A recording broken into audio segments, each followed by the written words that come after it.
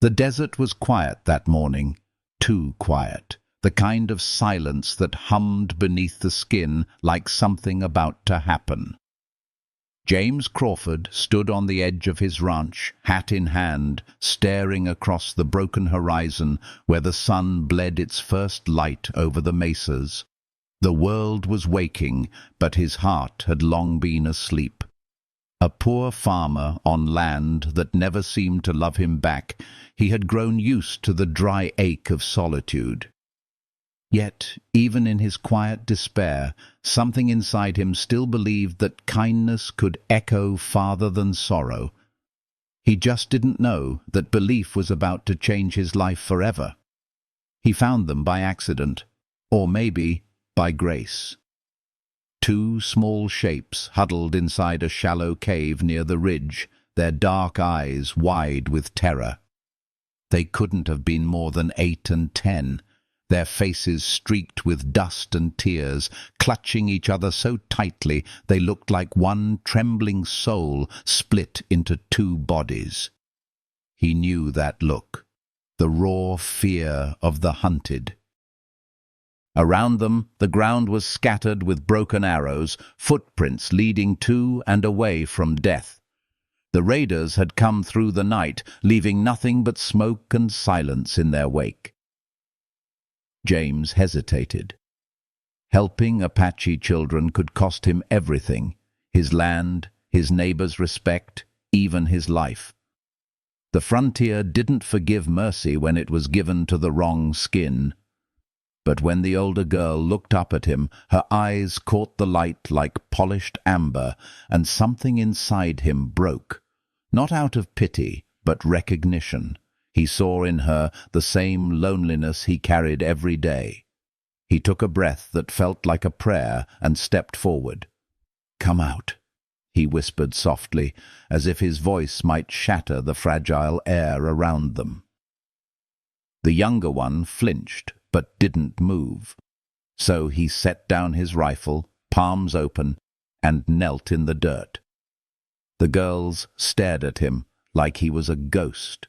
Slowly, painfully, they emerged from the shadows. When he saw the blood on the younger one's ankle and the bruises on the older one's wrists, his decision stopped being a choice. He tore a strip from his shirt, cleaned the wound with his last water, and lifted the smaller child into his arms. The desert wind was cold that night as he carried them back to his small ranch, one step at a time. Coyotes howled from somewhere far away, but he didn't stop. The moon lit the trail silver, and he whispered soft words neither girl could understand, but somehow they listened anyway. In the quiet between their trembling breaths, he felt something like purpose again, a healing warmth blooming in a heart long gone cold. By dawn, he had hidden them in his barn, covered them in old blankets, and boiled water for tea. They wouldn't speak, not in English, but their gratitude spoke louder than words. The older one, he called her Little Bird because she watched everything as if ready to fly, sat by her sister's side, protective and fierce. The younger he named Storm Cloud because even in silence her eyes carried the memory of thunder. Days passed. He gave them what little food he had, rationing his beans, pretending his hunger didn't matter. At night he told them stories by the dim lantern light, about stars, about rain, about how sometimes God hides angels in the unlikeliest places. They listened with wide eyes, though he wasn't sure they understood. Still, every time they smiled, something inside him healed. The third week brought danger. Raiders rode near again, searching for survivors, and his barn went up in flames under the bright cruelty of their torches. James fought the fire until his hands blistered, until smoke burned his lungs raw.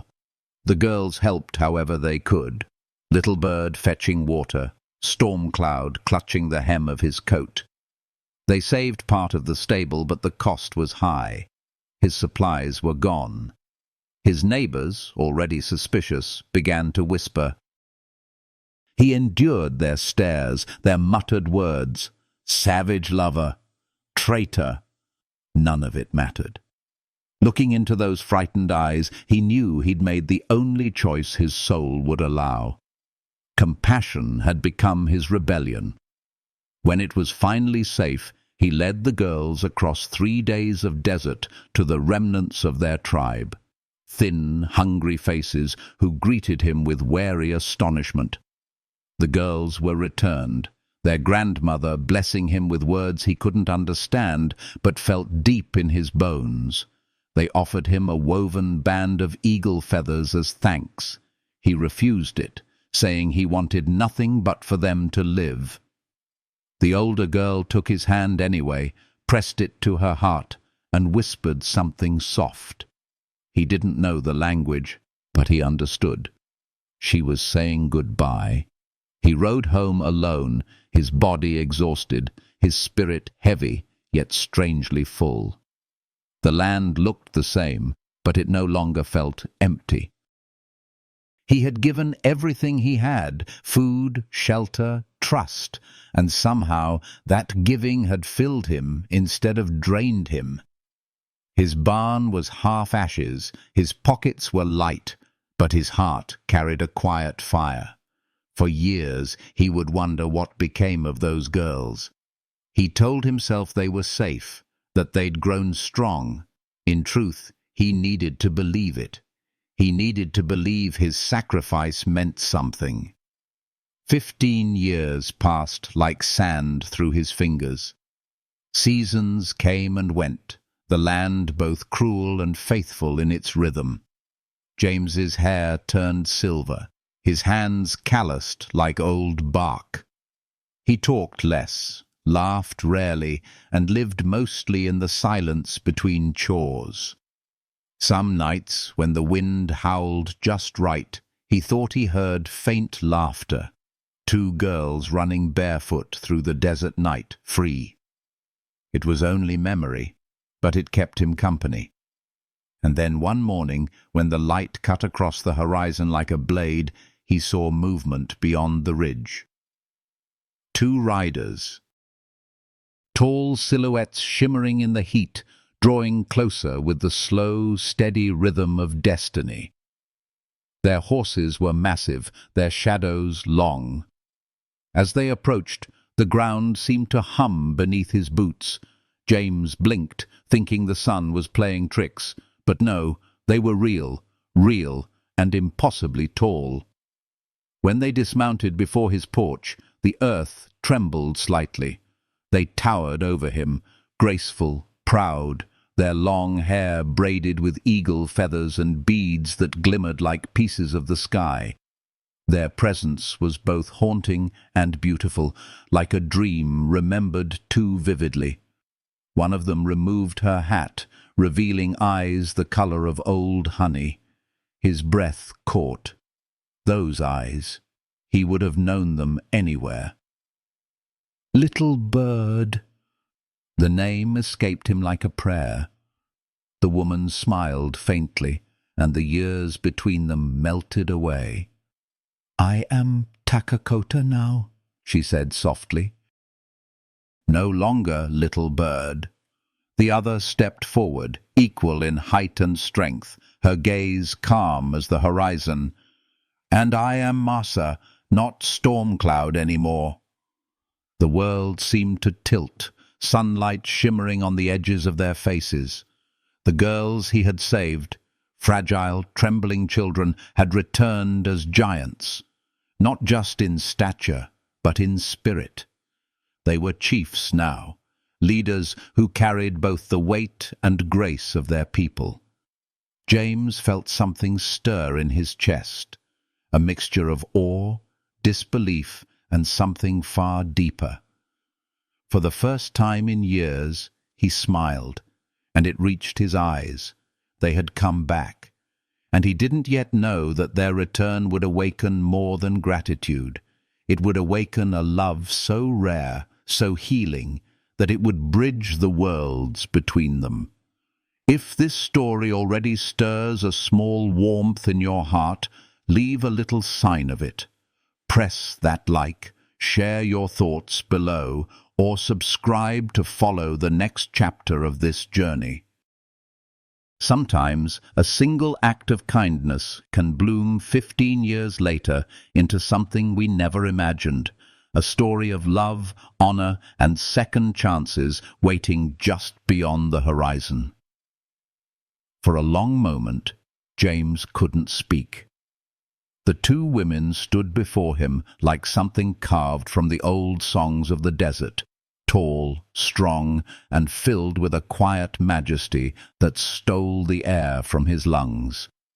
The sunlight caught in their hair, turning strands of black into ribbons of gold.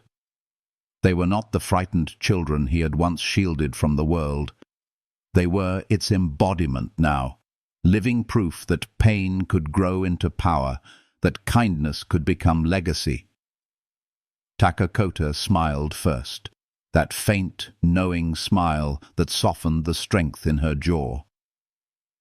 "You remember us," she said, her voice deep and rich, the tone of someone who had learned to speak with command but still carried warmth beneath every word. James nodded slowly, still stunned.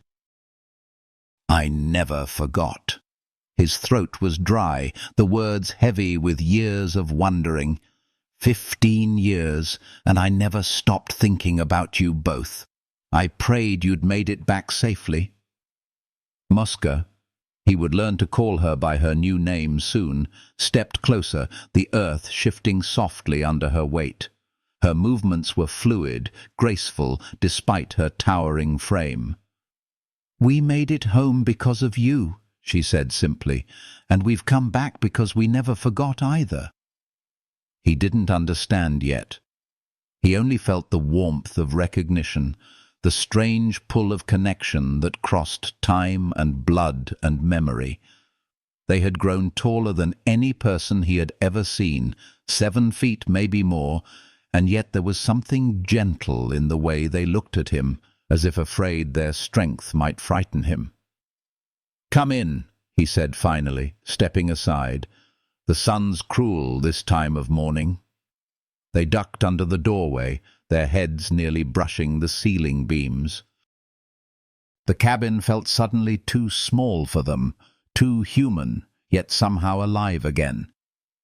Takakota's eyes swept across the room, the old wooden table, the cracked mug on the shelf, the faded photograph of his brother, taking it all in like someone memorizing the shape of a life once imagined. "You still live alone?" she asked quietly. He nodded. "Cattle keep me company." She smiled faintly, then touched a wooden carving that hung above his hearth. "You made this?" "Long ago," he said, "when the nights were colder than my thoughts." Her hand lingered on the wood as if feeling its memory. "You always made beauty from pain. That's what I remember most." Something inside him eased, like a knot untangling. Hearing her speak with such calm strength was a healing in itself, a reminder that what he'd done years ago hadn't been lost in the sands of time. The small act of saving 2 frightened children had grown roots, spread across years, and now stood before him in the form of 2 women who radiated both grace and courage. Muska's voice broke the quiet. "We came because you are in danger." The words struck like distant thunder. James frowned, but before he could ask, Takakota continued. "Men from the territorial office, land takers.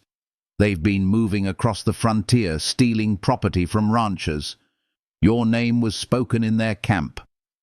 His pulse quickened.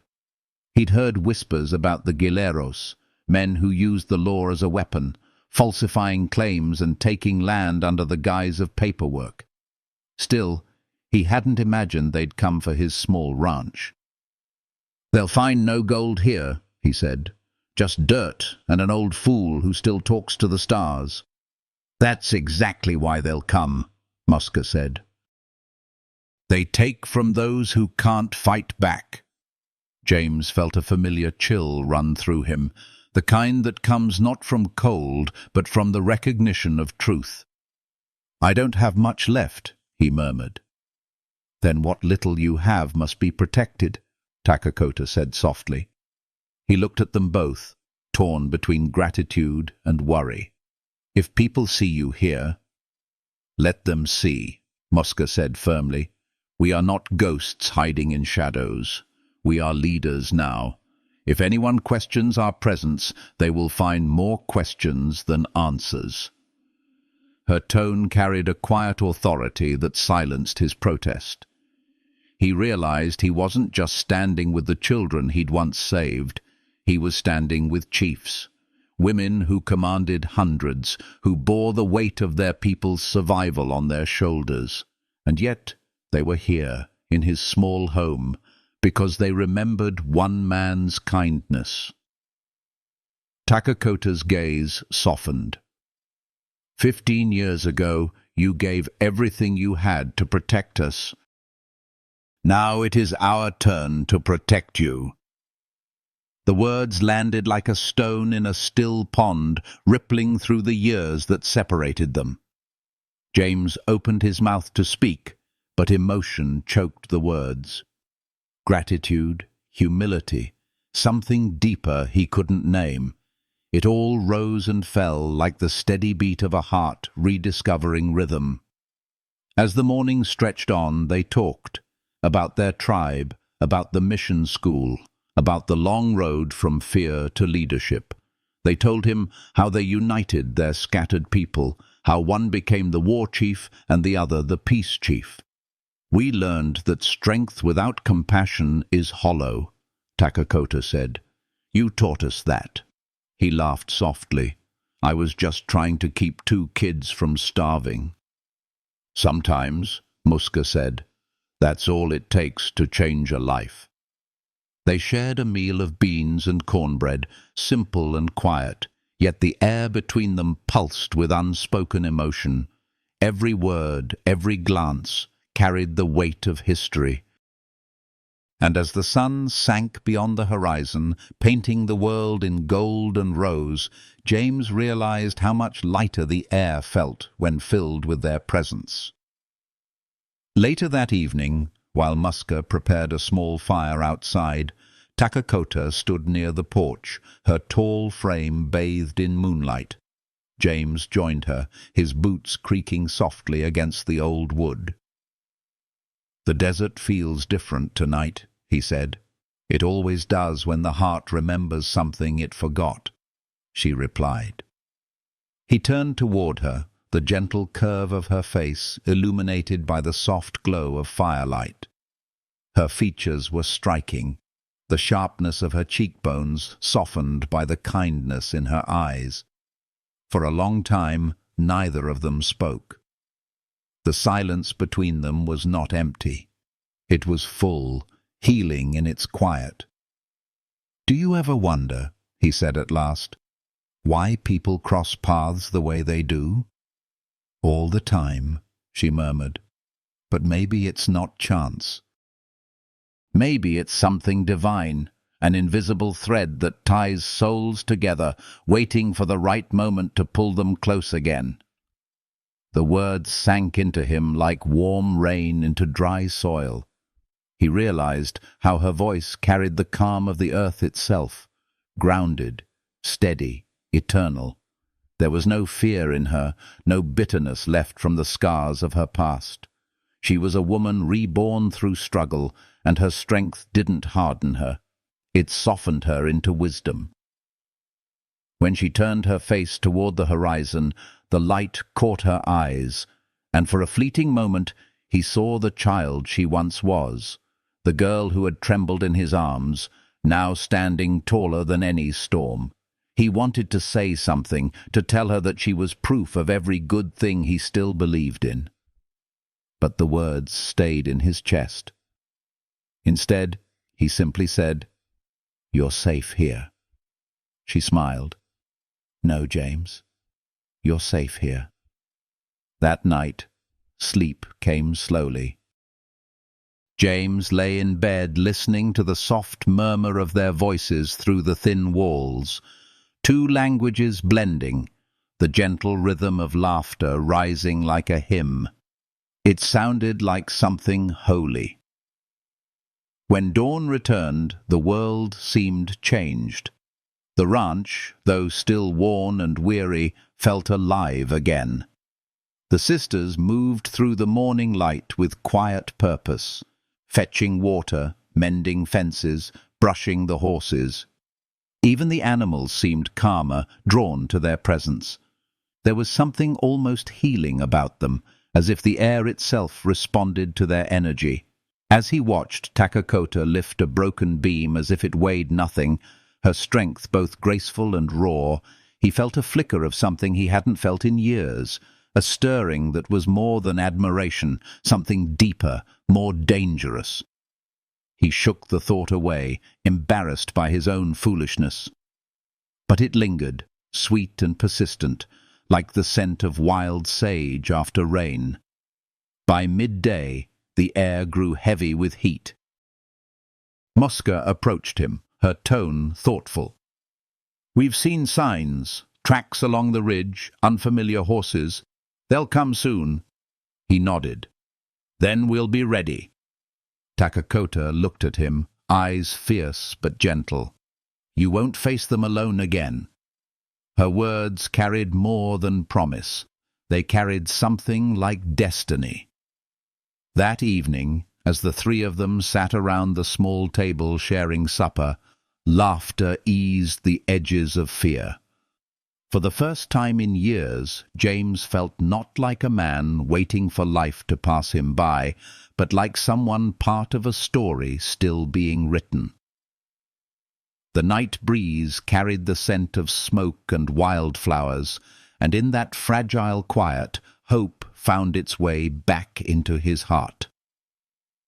As the stars stretched endless across the black sky, Takakota lifted her gaze to them. "Our grandmother used to say the stars are memories, each one shining because someone once did something good." "Then maybe," James said softly, "tonight there's a new one up there for us." And in that moment, beneath the desert sky, something unseen began to heal. An old man's weary soul and a warrior's guarded heart, both rediscovering what it meant to be alive again. The night folded around them like a blessing, warm and eternal. Soon danger would come, but for now there was peace. And beneath that peace, a spark quietly waiting to become flame. If this story warmed you even a little, let that warmth ripple. Share your thoughts, press the heart beneath this tale, or subscribe to follow what unfolds next. Sometimes the smallest kindness, like a whisper in the desert, returns years later as love that stands tall against every storm. The wind shifted at dawn, carrying the scent of dust and warning. James woke before the sun, his body accustomed to the rhythm of work, but that morning felt different. The air was too still, the silence too deep. When he stepped outside, he saw Takakota already there, standing tall beside the corral, her silhouette painted gold by the first light. Her long hair shimmered in the wind, loose and wild, like the desert itself. There was a steadiness about her, a quiet strength that drew the world toward her without her ever asking. She turned when she sensed him. "They're close," she said, voice low but calm. "The Guileros. By sundown, they'll be here." James nodded, a slow heaviness settling in his chest. "Then we prepare." What followed was a day of movement, measured, deliberate, wordless. Mosca oversaw the warriors who had arrived from their tribe before dawn, strong men with quiet eyes who greeted James with the respect of soldiers honoring a promise. They moved through his land as if they had always belonged there, their presence merging seamlessly with the rhythm of the ranch. Fences were reinforced, trenches dug, lookout points marked along the ridge. It was not chaos, it was purpose, woven from trust and silent understanding. James worked among them, his hands blistering on the shovel, his back aching, but he felt alive. For the first time in years, his loneliness had company. The land, once barren of laughter and hope, now carried the sound of voices, the beat of hammers, the pulse of belonging. Every glance Takakota gave him, a brief nod, a half-smile, was like a spark, lighting something inside him that had long been forgotten. At midday, they paused to eat. Takakota knelt beside the small fire Muska had built, stirring a pot of stew, fragrant with herbs and wild onions. James sat nearby, trying not to stare at her hands as they moved. Strong, sure, graceful. She noticed, of course, and smiled faintly.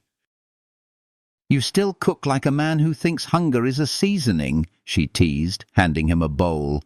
He chuckled. "I've improved a little since you last ate my beans." "That would not take much improvement," she said, her laughter soft but real. It was a healing sound, that laugh, like sunlight breaking through storm clouds. Even the warriors smiled quietly, as if reminded that strength didn't have to live apart from joy. After they ate, Takakota walked with James to the far end of the pasture. The land stretched before them, endless and unforgiving, yet beautiful in its silence. "You love this place," she said, more as observation than question. "It's all I've got," he replied. "And somehow that's enough." She nodded. "That's what makes you different. You see worth where others see emptiness." Their eyes met. Two souls shaped by survival, bound by unspoken gratitude. For a moment, neither needed words. The air between them hummed softly with something deeper than understanding, a recognition that came from somewhere far beyond time. When they returned, Muska was standing by the barn, her expression grim. "They're near. We saw riders on the southern ridge." James felt his stomach tighten, but Takakota's hand brushed his arm, steady and warm. "Fear is natural," she said gently, "but fear is only the shadow of care. It means something precious is worth protecting." He drew a long breath, her words grounding him. "Then we'll protect it." The sun dipped low, turning the desert to fire. In that burning light, 12 riders appeared, dust rising around them like ghosts. At their front rode a man in a dark suit, his smile polished and empty. Clayton Marsh. His voice carried easily across the still air. "Mr. Crawford," he called out as if greeting an old friend. "We need to discuss your land." James stepped forward, his heart thudding in his chest. "There's nothing to discuss. This land is mine." "Not according to the records," Marsh replied, his tone slick with practiced authority. "It seems your claim was never finalized, which means this property is open for lawful development." James's fists clenched. "You destroyed those records yourself." Marsh smiled thinly. "Careful. Accusations like that can make life difficult." He started to dismount, but then stopped, because from the shadows behind James stepped Takakota, tall as a monument, her presence radiating quiet command. Every man on horseback froze. The air changed.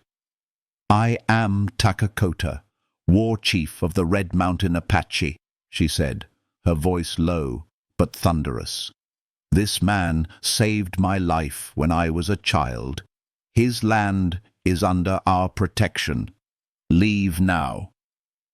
Marsh's smugness faltered. "This doesn't concern your people." "Everything that happens on this land concerns us," she replied. "If you threaten him, you threaten us."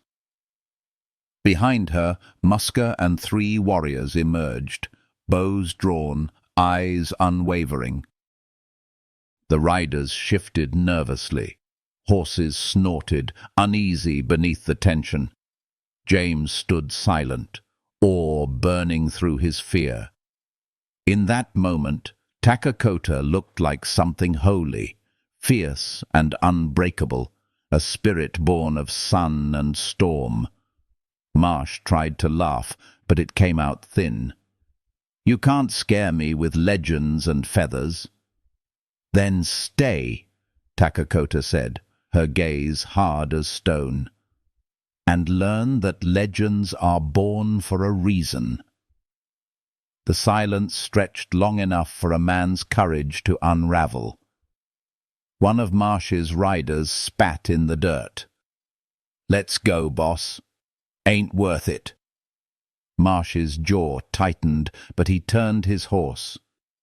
"This isn't over, Crawford. The law will be back." "Bring it," James said, surprising even himself with the steel in his voice. "We'll be here."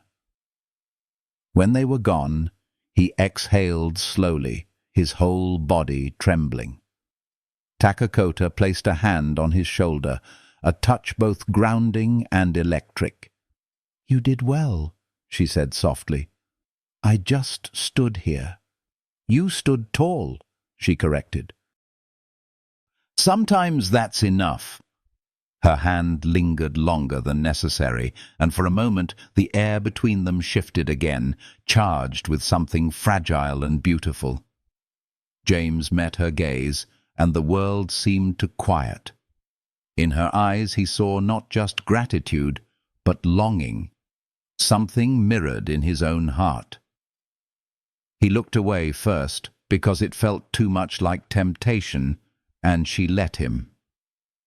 That night, they built a small fire near the corral. The sky spread wide and endless, stars blooming like slow flowers in the dark. The danger was not gone, but for a few hours, peace returned. Muska played a soft tune on a wooden flute, the melody carrying through the stillness. Takakota sat beside James, her knees drawn up, her gaze on the horizon. "They'll come again," she said. "I know. When they do, we'll be ready. But until then, rest." "I've forgotten how," he said with a faint smile. "Then remember here," she murmured, her voice low and warm. "The heart heals fastest when it feels safe." The words sank into him like rain into parched earth. He felt something in his chest loosen, the weight of years of silence, of guilt, of loneliness.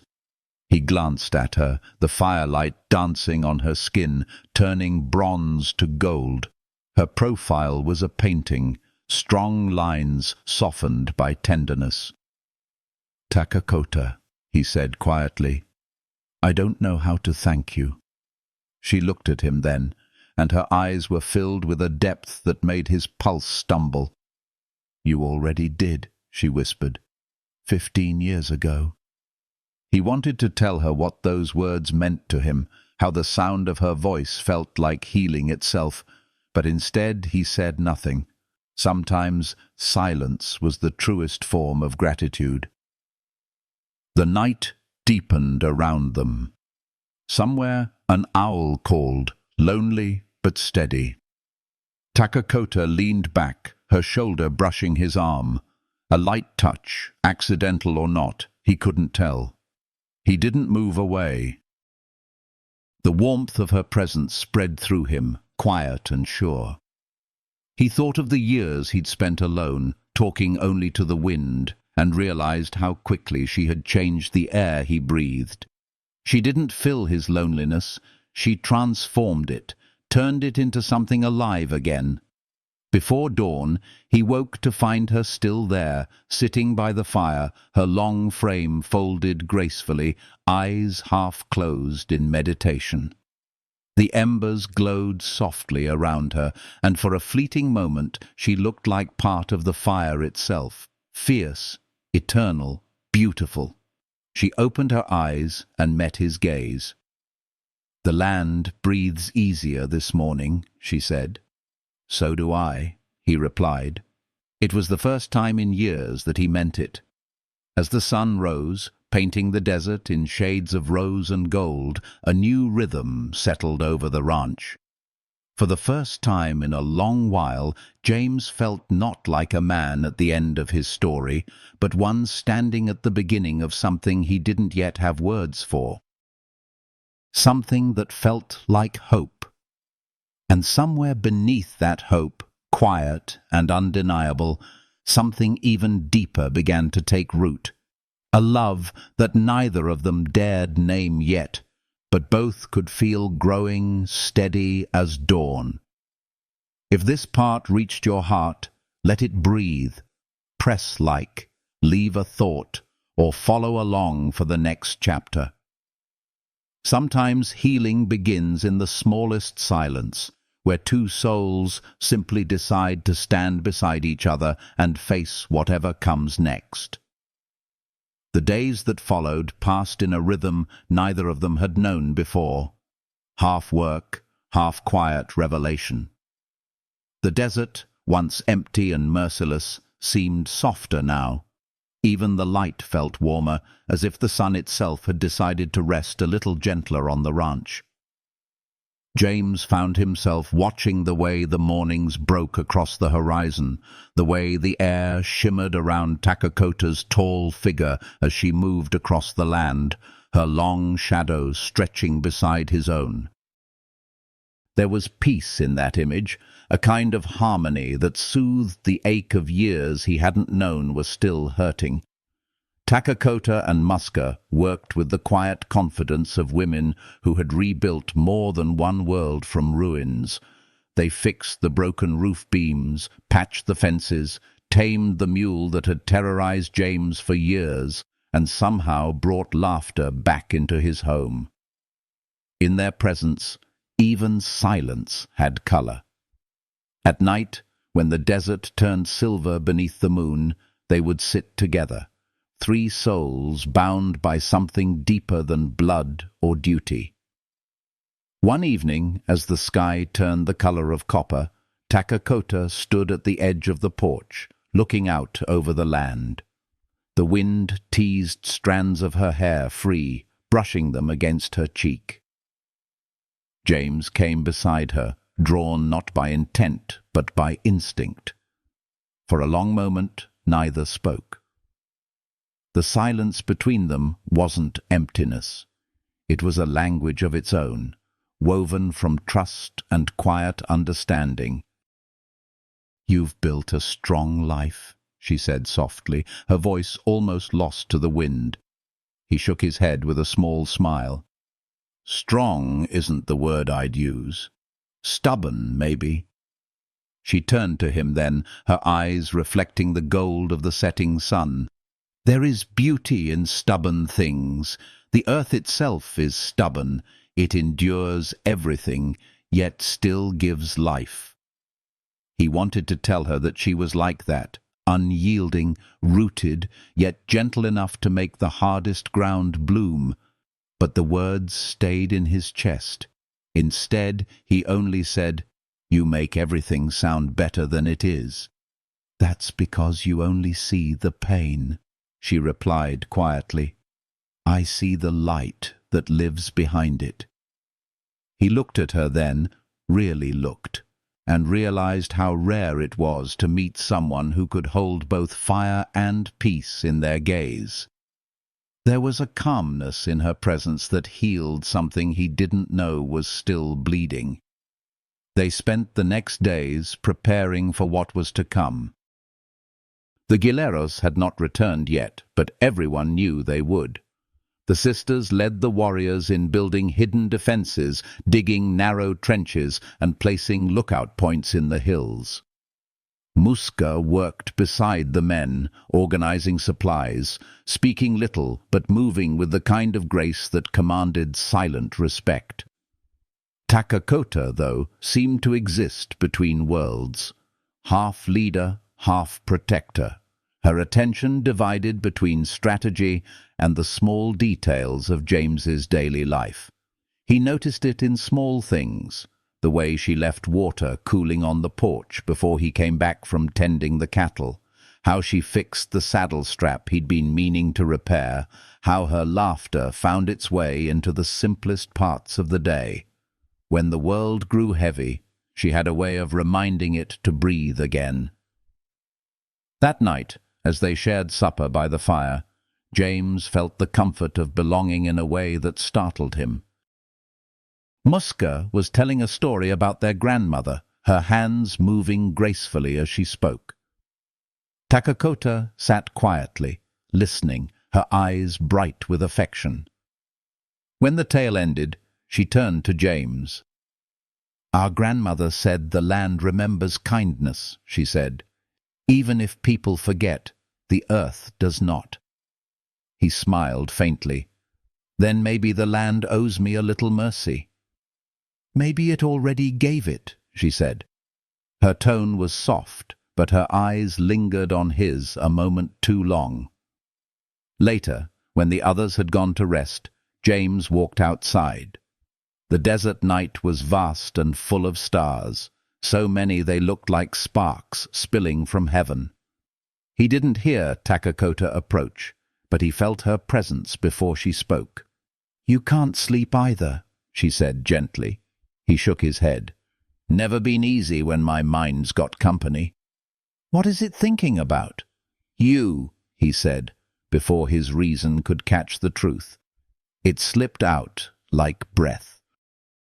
She didn't move, but he saw the way her shoulders lifted slightly with her next inhale. The silence stretched between them again, deep and warm. "That is dangerous," she said finally.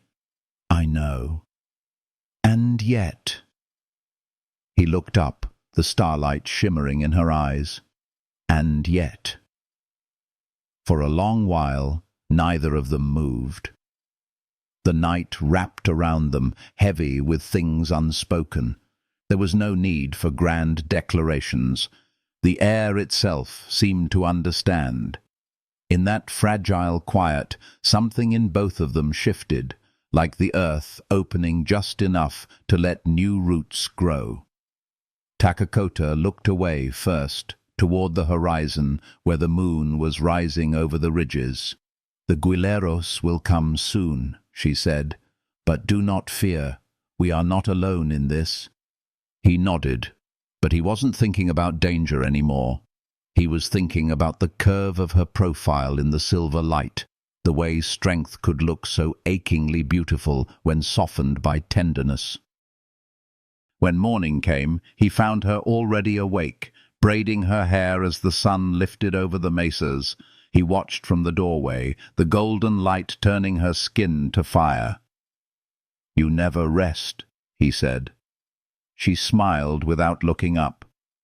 "Warriors do not rest, but hearts can, when they are at peace."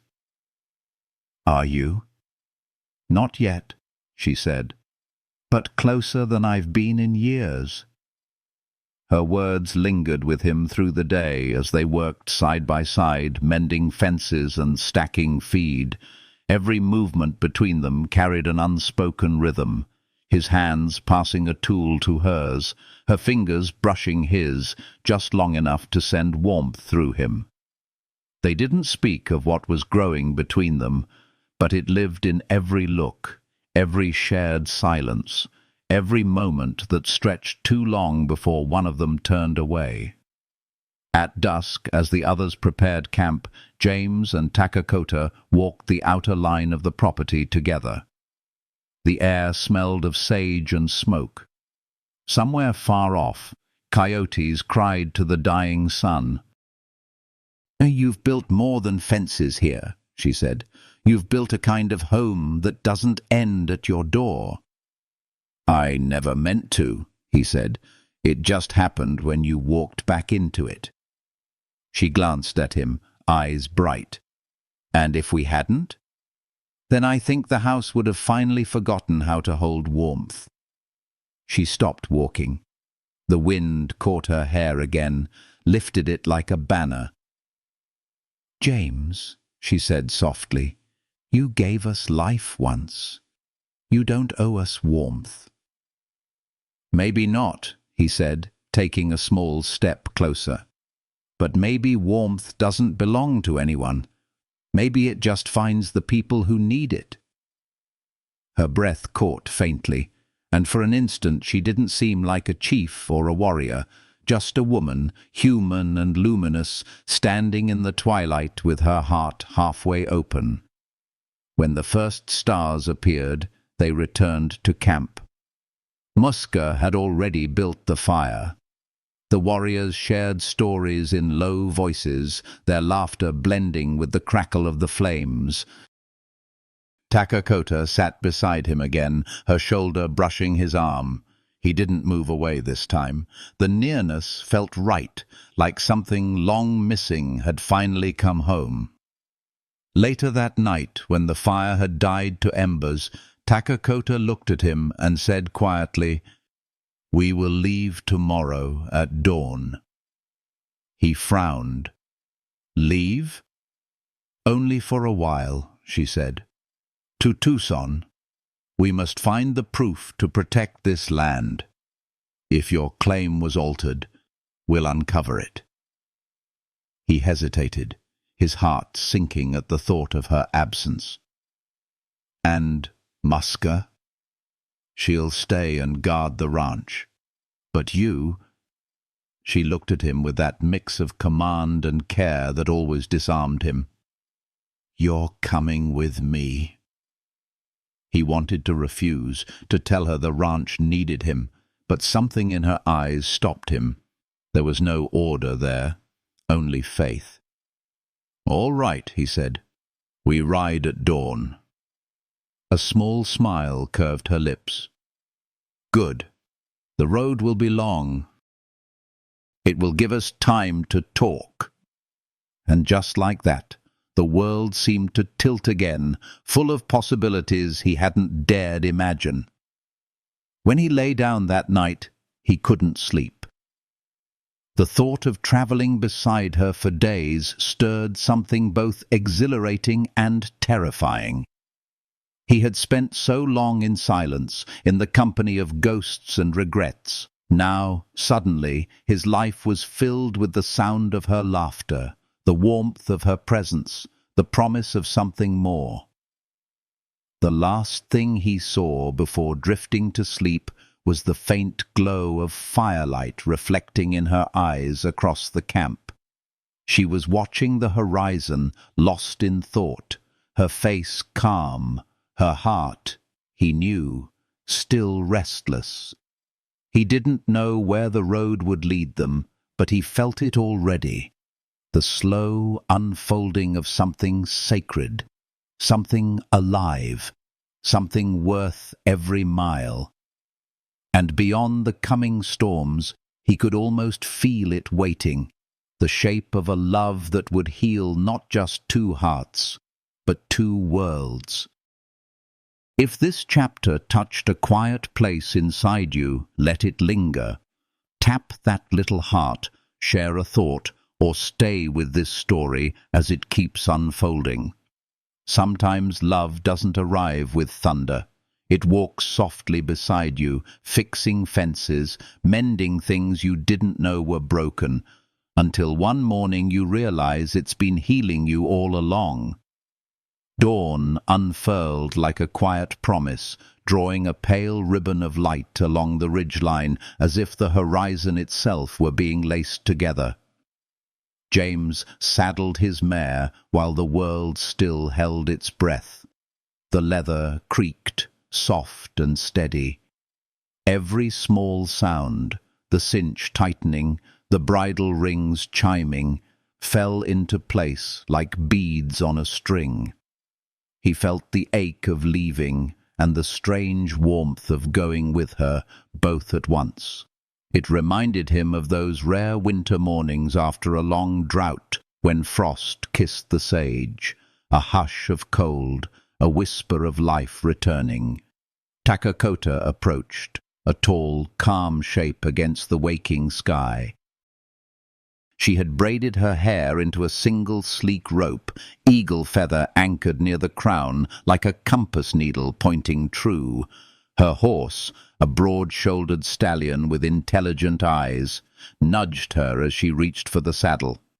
The animal, like everyone else, had learned to trust the quiet certainty in her hands. Muska stood with 3 warriors a little distance away, the light clasped in their cheekbones, their shadows tall and sure. "Keep the old place breathing," James said to her, trying for a smile, failing to hide the pull in his chest. "It will breathe," Muska answered, a hand over her heart. "And if trouble comes, it will breathe fire." Takakota turned to her sister, a small curve at the corner of her mouth. "We won't be gone long." "You'll be gone long enough to be missed," Muska replied. "Bring back proof, and come back safe." They embraced without a word, the kind of hug that was less about holding and more about promising to return. Then Takakota mounted with liquid grace. James swung into his saddle, legs steady, palms a little damp against the reins. The 2 of them rode out, the hooves whispering to the dirt, the ranch shrinking behind them like a memory that would not fade. The desert opened wide to receive them. Ahead lay the soft gold of low hills and the deep burn of the day to come. A hawk lifted, a shadow on the ground, moving like thought. They rode at an easy pace at first, letting the morning cool hold them. Time settled differently out here, stretched and attentive. The air smelled like sun-baked earth and the thin sweetness of creosote. James felt the familiar peace of the trail, and beside him a new quiet, not the hush of loneliness, but the harmony of companionship. "Tell me about the mission school," he said after a while, when the hoofbeats had become a rhythm he could breathe inside. Takakota looked ahead, eyes narrowed to the distance. "They taught letters and ledgers," she said. "How to write a name on paper, how to read a promise. But they could not teach kindness. We had to learn that from the ones who practiced it. The ones being—" She turned her head just enough that he saw the sun catch in her eyes. "You, our grandmother, a few others who believed a different future was possible." He swallowed. "I didn't do much." "You did everything," she said simply. They fell into a gentle silence that felt like a shawl draped across their shoulders. The heat rose steady, and the light sharpened. They passed a stand of ocotillo, their green wands lit with scarlet tips like candles at prayer. A lizard darted from the shadow of a stone, quick as a secret, then was gone. The world was mostly empty, and yet full of tiny, precise miracles. By the time they reached a spring hidden in a fold of rock, the sun was a pale coin burning through the white of day. They let the horses drink, rinsed dust from their mouths and wrists. Takakota poured water into her palm and tipped it toward James's face without asking, as if she had always tended him this way. Coolness slid over his cheeks and throat, simple relief, strangely intimate. He met her eyes and saw the guardedness there soften, just a fraction. "You carry loneliness like a pack you don't know you can put down," she said. He huffed a quiet laugh. "Hard habit to break." "Then we will break it slowly," she answered. "We will break it like a wild horse you mean to ride for years." I'm not sure I'm worth the gentleness." She tilted her head. "Worthiness is not a coin to be earned. It is a promise to be kept." They shared dried meat and a few hard biscuits that tasted better for being eaten together. When they moved on, a breeze found them, smelling of distant rain that would never arrive and still made the body hope. The desert did that, trained a man to pray without words. As the day wore on, James learned her quiets. How she grew still when she was planning, how her breath went deeper when she sensed danger, how when she laughed it began lower than the voice and shook loose something at the center of her that made the world feel safer. He learned the different rests of her face, the one that meant focus, the one that meant memory, and the rare one he saw now and then when she forgot to be chief and simply was a woman riding beside a man who listened.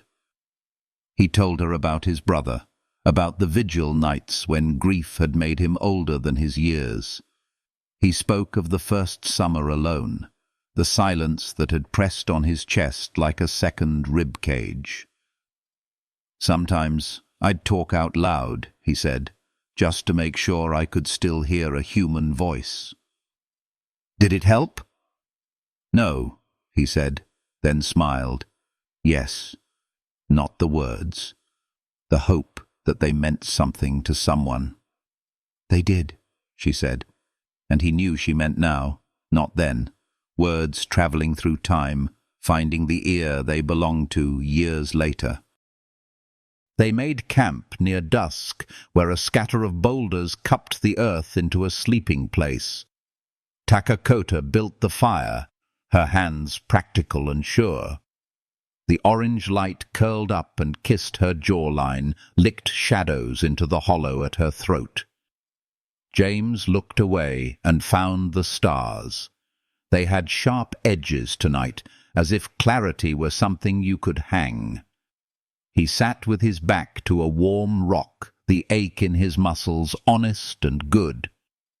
She lowered herself onto the sand beside him and folded her long legs. The hush felt anchored now, not empty. She unbraided her hair, shook it loose, a dark spill over her shoulders. For a moment, he forgot how to swallow. "My grandmother said," she began, gaze on the fire, "that love is like tracking. If you keep looking only for footprints, you will miss the animal standing in front of you. You have to listen for breath. You have to feel the earth move. You have to be patient with your own heart." The flames made a hush of her words. He stared into the glow, felt the heat on his hands. "And what if you don't trust what you hear?" "Then you sit longer," she said. "You sit until the fear grows bored and leaves you alone with the truth." He smiled into the firelight. "Your grandmother was wise." "She was hard," Takakota said, a softness in her mouth that wasn't sorrow. "Hard and kind at once, like good earth." They didn't name anything, not yet. Names are powerful, and sometimes the heart wants to grow before it is called. They let the quiet do its work. The wind soothed the skin under their shirts. The night deepened. The horses slept standing, their dreams ticking through their legs. When she leaned her shoulder to his, he felt it as a question, and then as an answer. He did not move away. They woke early and rode in the grey-blue that is the hour of truth. The world was new again. The road to Tucson unspooled like a memory being remembered correctly for the first time. As they drew nearer, the land began to speak in fences and wagon ruts, in distant voices and the occasional rifle crack that was only a far-off nail being hammered, but made the body listen all the same. Tucson rose from the dust by degrees, first as smell, sweat, smoke, horse, yeast, then as silhouettes, then as colour. Adobe walls held the day's heat. Wooden stoops creaked under boots. It was not a city of gleam. It was a city of need, and in that it felt honest. People stared, of course. A 7-foot-tall woman in eagle feather and leather riding beside a weathered rancher was a story even the sun would turn to see. "Let them look," Takakota said quietly. "What we carry is ours." They tied the horses where a strip of shade pooled like mercy and walked side by side to the territorial office. The building squatted on the street as if determined to be heavier than anyone's will. Inside, a clerk looked up, saw them, and lost his grip on his breath. Papers whispered under his hands as he scrambled to stack them into false order. "We need to see the land claim records for Section 14, Township 8, James said, voice even. "Filed under James Crawford. 15 years past." The clerk wet his lips.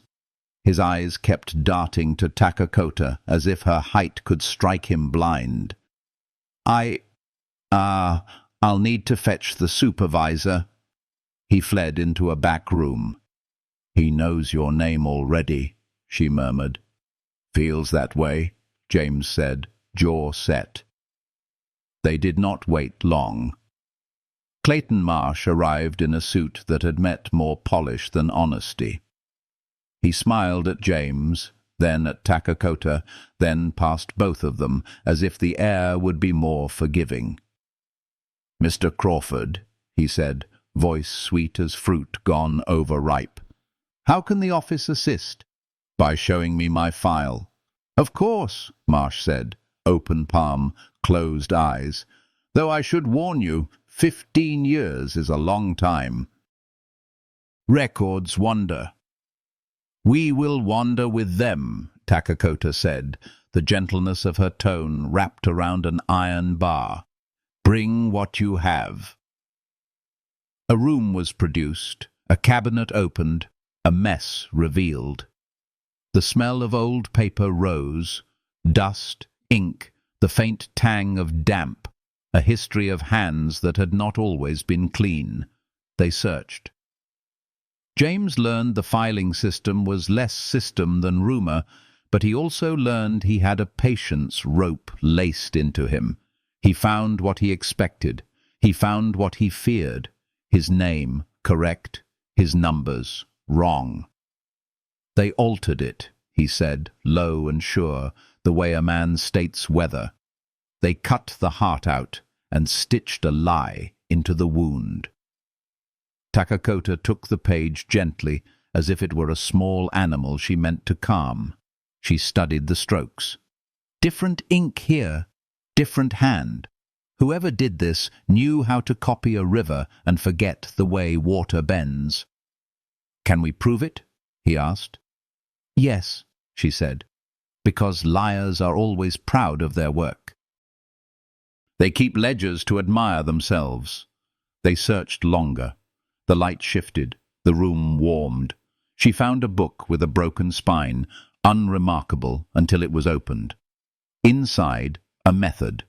Alterations logged as if each were a medal pinned to a chest. Names, numbers, approvals.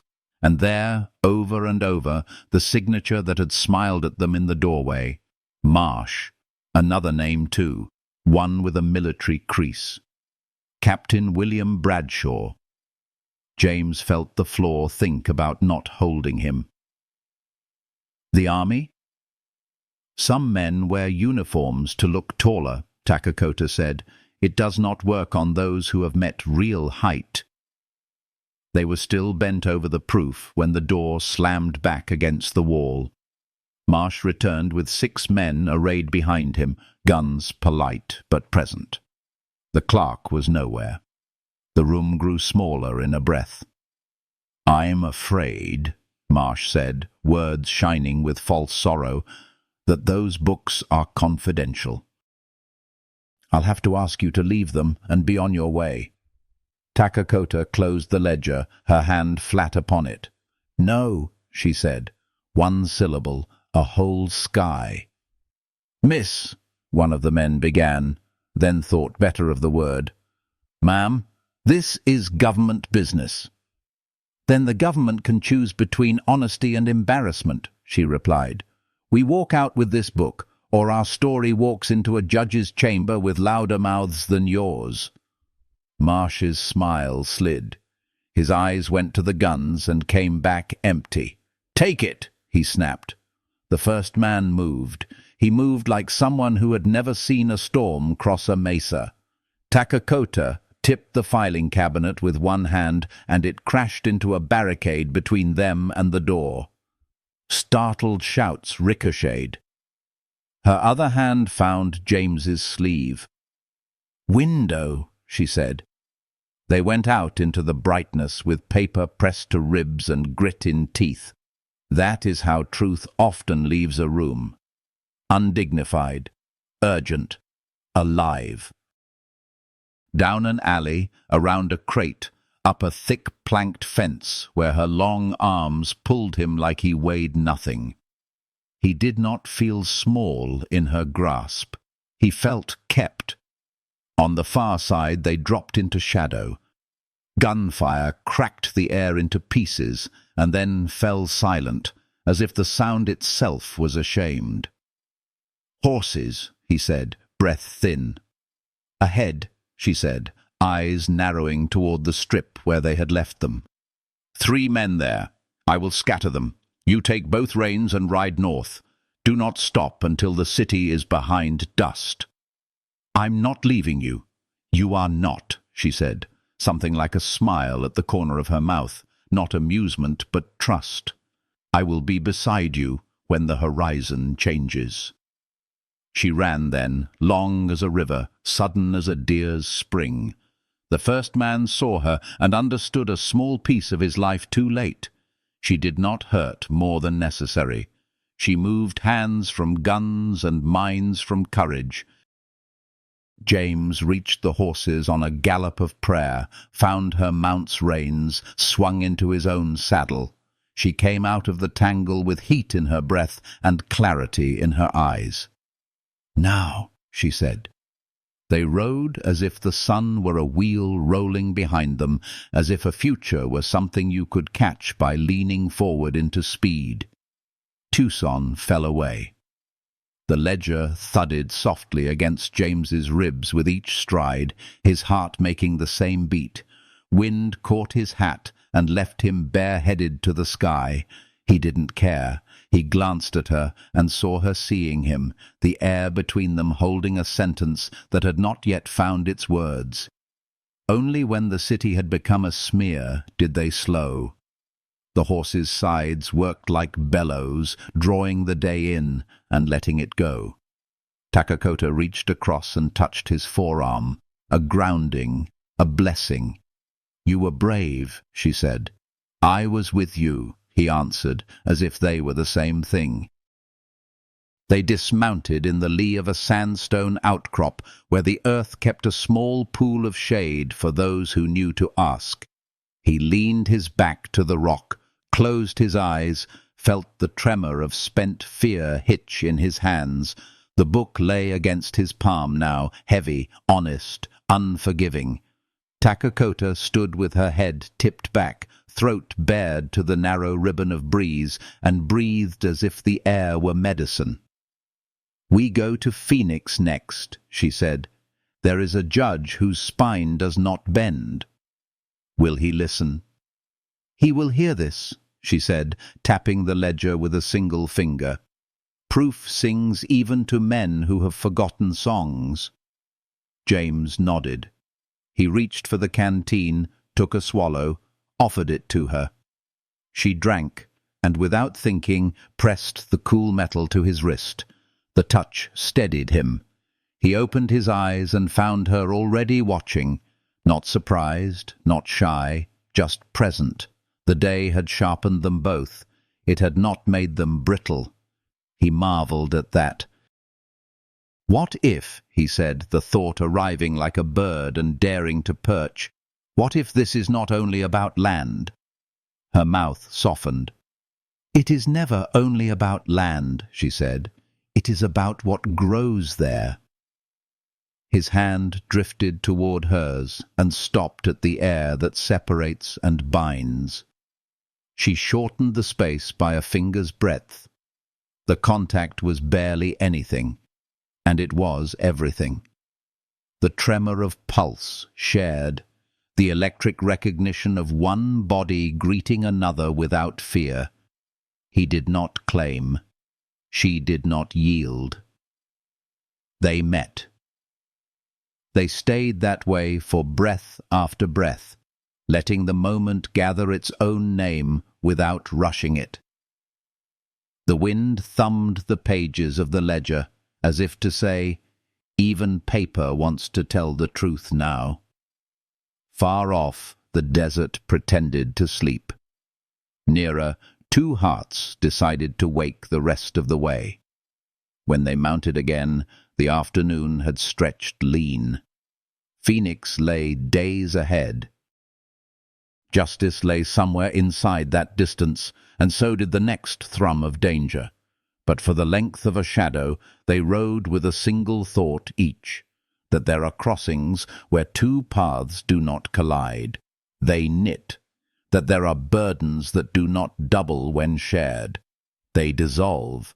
That there are loves that do not arrive like a storm. They arrive like water in a dry hand, cool and clear and exactly enough. They set their horses toward the west, the sun lowering, the sky loosening its blue. Behind them, Tucson held the sound of doors closing on old lies. Ahead, a judge with a straight back waited, and a world with bent edges considered the possibility of being set right. Between these, a man and a woman rode in the same weather, and the space between them grew warm as a hearth you forget to leave. The road rose and fell like breath. The light gentled. In the last mile of the day, when words could have broken what was newly whole, they said nothing. The silence did not hold them apart. It braided them. Night would find them ready, and tomorrow would learn what happens when truth rides with love and refuses to turn back. They reached Phoenix with the sun leaning west, the road like a long-held breath finally let out. Dust made a pale film on their coats and eyelashes, but the ledger rode against James's ribs like a heartbeat that refused to quiet. The city was wider than Tucson and somehow more upright. Buildings with squared shoulders, a courthouse whose steps held the day's heat like stored resolve. When Tacacota swung down from her stallion, the street stilled around her the way a river hushes before it goes over stone. People turned because people always turned, but she did not shrink. She seldom had, and she would not begin now. Inside the courthouse corridor, the air was cool and carried the scent of paper and ink, and the faint, stubborn hope of men who still believed that words could fix what fists had broken. James followed her stride, steadying himself on the simple rightness of their purpose. He had gone to towns before for salt and nails, for seed and rare news. He had never come bearing proof like a sword. The clerk outside Judge Richardson's chambers rose too fast and knocked over a pen stand. He tried to compose himself and failed in small, honest ways. How may I? We bring evidence of fraud in the Territorial Land Office, James said, voice even, and names you'll wish were a mistake. A moment, the clerk said, already halfway to the heavy door. He slipped inside. Voices murmured. Something in the silence shifted. The door opened fully, and a tall, spare man with hair gone winter white stood framed against books and angled light. His face had the weather of corners that never took to bending. "Mr. Crawford," he said, not asking. "And you must be Chief Takakota. Come in." The room was less grand than James had imagined. It was functional, worn, like a well-heeled boot that still had miles to go. A pot of coffee steamed beside stacks of files tied with string. A single potted orange sapling leaned toward the window, stubborn at being alive indoors. The judge gestured to the chairs and did not waste time. "You have something that can stand in sunlight?" he asked. Takakota placed the ledger on his desk and slid it forward with 2 fingers, as if setting down a sleeping animal. "They kept score," she said. "They were proud of every theft. Men who alter records often love their own handwriting too much to hide it." Judge Richardson opened the book, and the lines of his face went still, the way a man stops at the edge of a cliff and measures wind. He turned pages, then went back, then held a sheet close enough to see how ink rests differently when it ages in truth than when it is forced. When he found the names, Marsh, Captain William Bradshaw, his jaw set into something like promise. "Captain," he said so quietly the word felt heavier than a shout. He lifted his eyes, grey as hail. "If this is as it looks, you have brought me a key to a lock I've been picking in the dark for a year." "It is what it looks," James said. He was surprised by how steady he felt, as if his blood had been cooled in a stream. The judge nodded to the clerk, who had reappeared as silently as an apology. "Summon Deputy Marshal Avery now, and have a stenographer brought." When they were alone again, Richardson leaned forward, forearms on the desk. "You understand what follows," he said. "If we step into this, there is no half measure. These men will not fight fair because they have never had to. There will be pressure. There will be nights when the wind sounds like a warning." Takakota's mouth curved, not quite a smile. "The wind and I are old friends." The judge looked at her for a long moment, and something respectful lit behind his eyes. "Then let me be plain. I will issue an injunction to freeze the office's transfers. I will sign warrants before the ink is cold. But I will need your testimony, Mr. Crawford. I will need yours, Chief. Truth is brave, but in a courtroom it also must be tidy. Can you speak your story without throwing any of it at the floor?" James glanced at her. She gave him the smallest nod, steady, like a hand on his back in a darkened room. "We can," he said. Deputy Marshal Avery came in with the dust of the courtyard on his boots and a look that said he'd rather be doing than talking.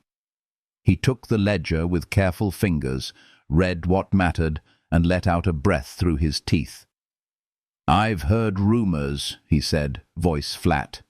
"Never had paper this loud. I'll have men on the office by dusk." "Carefully," the judge said. "We don't scare rats out, we trap them chewing." The marshal's mouth twitched. "Understood. There is a kind of afternoon that only happens when a fight begins properly. Hotter air, clearer outlines." They stepped out of the courthouse into that clarity. Phoenix hummed its own business, but to James the street felt like a line being drawn where it had never been dared before. He and Takakota walked without speaking. When they reached the shade under a mesquite, he stopped and faced her. "I didn't know men like him still sat on benches," he said. "They do," she answered, "and they are tired of sitting." She lifted her hand, brushed a thumb across the dust on his cheekbone, as if wiping away the last of fear. The touch was small, so gentle it could have been a mistake. It was not. "You were made for this kind of truth," she added, "the kind that stands without shouting." He felt something in him loosen and take root at the same time. "I was made for the land," he said. But maybe the land was waiting for me to be brave the right way. They spent the next days giving statements, answering questions, watching the first stones dislodge from a wall that had been pretending not to exist. Men were brought in with their hats held politely in their hands, but their eyes already calculating angles. Names tumbled, signatures matched, lies tried to learn the taste of air and could not swallow it. At night they slept in a boarding house with thin walls, and a landlady who eyed them with suspicion she couldn't quite name. Sometimes they heard the court's clock strike the hours like reminders not to run. Sometimes they heard laughter in the street and remembered the world still held ordinary evenings. Once, late, a child sang nonsense to the moon, and James smiled into his pillow as if someone had prayed for him in a language older than his name. There were hours that needed filling between affidavits and appointments. They walked. Phoenix surprised them with pockets of green where irrigation had convinced the scorched ground to forgive. At a small square behind the church, children chased one another around a cottonwood, their joy too fast for judgment. An older boy sat apart, sullen with a splint on his wrist. Takakota crouched to him without being asked, took his hand, twice the size of his, and showed him how to tie a better sling from his scarf. He let her because people gave her their small hurts the way they gave them to water. James watched the boy's mouth unclench, watched resentment loosen into interest. He had never seen her more lovely than in that plain, practical tenderness. They shared a bench and a bag of roasted peanuts afterward. The shells cracked like soft thunder in their hands. "You could make a home anywhere," he said. She glanced at him. "So could you. I always thought I was only a man who stayed with a place because he didn't know where else to go. Maybe you stay because the land knows your name. Maybe homes choose us, and some of us are polite enough to agree." He looked at her mouth, at the way it found the beginnings of a smile, and then refused to be hurried. "If home can be more than one thing at once," he said, standing too close to the edge of something that did not feel like danger. "I think I am learning that now." She did not answer with words. She simply set her hand atop his where it rested on the bench. It was not a promise. It was a presence. Warmth moved up his arm, slow, sure, healing like a sunrise you don't watch so much as feel. On the fourth day, a messenger found them with a note in Musker's slow, careful English. "Ranch quiet. Riders seen on the far ridge twice. We made the fences look like teeth. The mule loves me more than you now. Do not hurry, bravery. Bring back paper that bites." James laughed, a sound that made strangers look kindly at him. "She will keep the old place breathing," he said.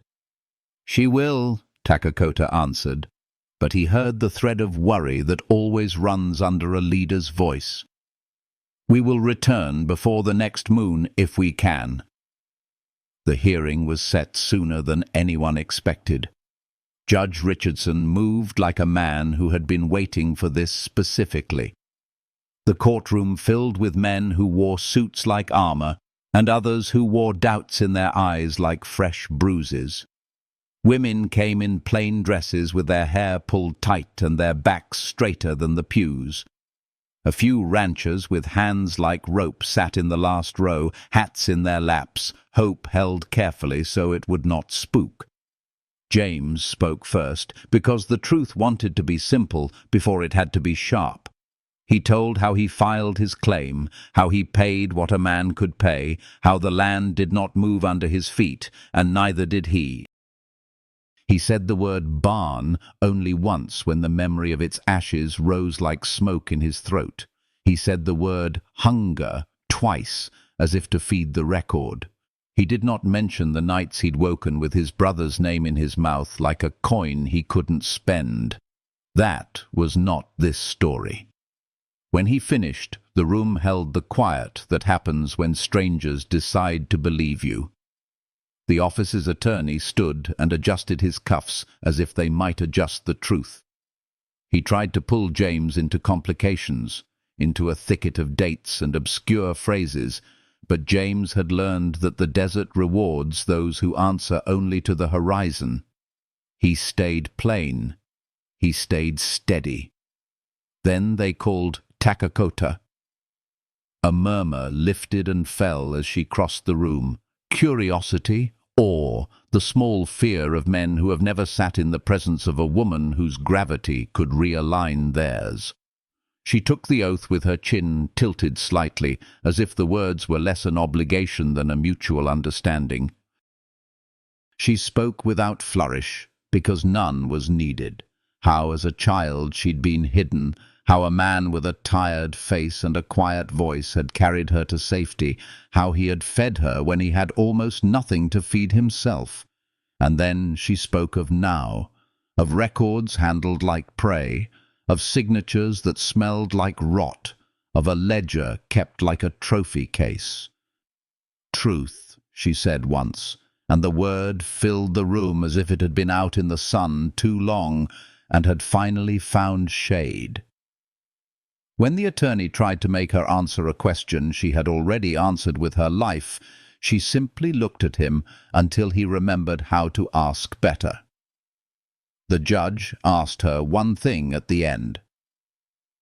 "Chief," he said, "you stand here in a court that has not always been kind to your people. Why trust this room now?" She did not hesitate.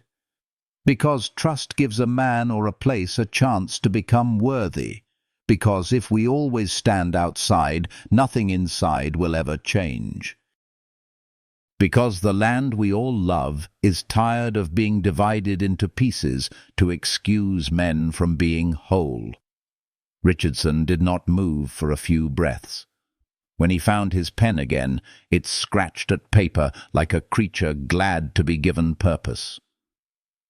Warrants followed, Marsh's name writ plain, Bradshaw's more difficult to ink because uniforms try to smudge. Deputy Marshal Avery moved through the city as if pulling loose threads only he could see. Men were arrested who had never imagined the law could turn and look at them head-on. The territorial office closed its doors for inventory, which is the word institutions use when shame requires paperwork. They walked out into a street changed at the edges. Sunlight dusted the courthouse steps like flour on a baker's hands. James exhaled a breath he didn't remember holding since the day he first planted his stake. Beside him, Takakota did not smile broadly. She let a small piece rise and stay. "It begins," she said. That night they sat on the boarding-house stoop, eating peaches they had bought too early, the fruit still tart enough to surprise the mouth into paying attention. Juice ran over their knuckles, and they wiped it away with their wrists like children. A stray dog curled under the step, certain they belonged to him by the way they ignored him generously. "Tomorrow?" James asked. "More statements. The marshal wants names we do not have, and we will give him eyes instead. Then papers for you. An injunction to keep your land your own until the trial spells it in letters no one can pretend to misread." "And then we go home," he said, and realized the word had shifted further in his chest. Home meant the ranch. Home meant the porch where he had counted stars alone and then not alone. Home meant the sound of Muska's flute and the mule's stubborn judgment and fences that looked like teeth because his sister in guard had said so. Home meant the way Takakota's laugh could walk straight through a room and tell the dust to settle. She did not answer immediately. Her gaze had moved past the street, past the day, to some line only she could see. "Home," she repeated, soft. "Yes." Then she looked at him fully. "James, before we return, there is something I must say." The world narrowed to her mouth, her hands, the quiet lift and fall of her breath. He felt a boy and a man at once. "Say it." "In the desert," she said, "distance can lie. Mountains look near and are a day's ride away. Water looks far and is under your boot. My whole life I have been careful with distance.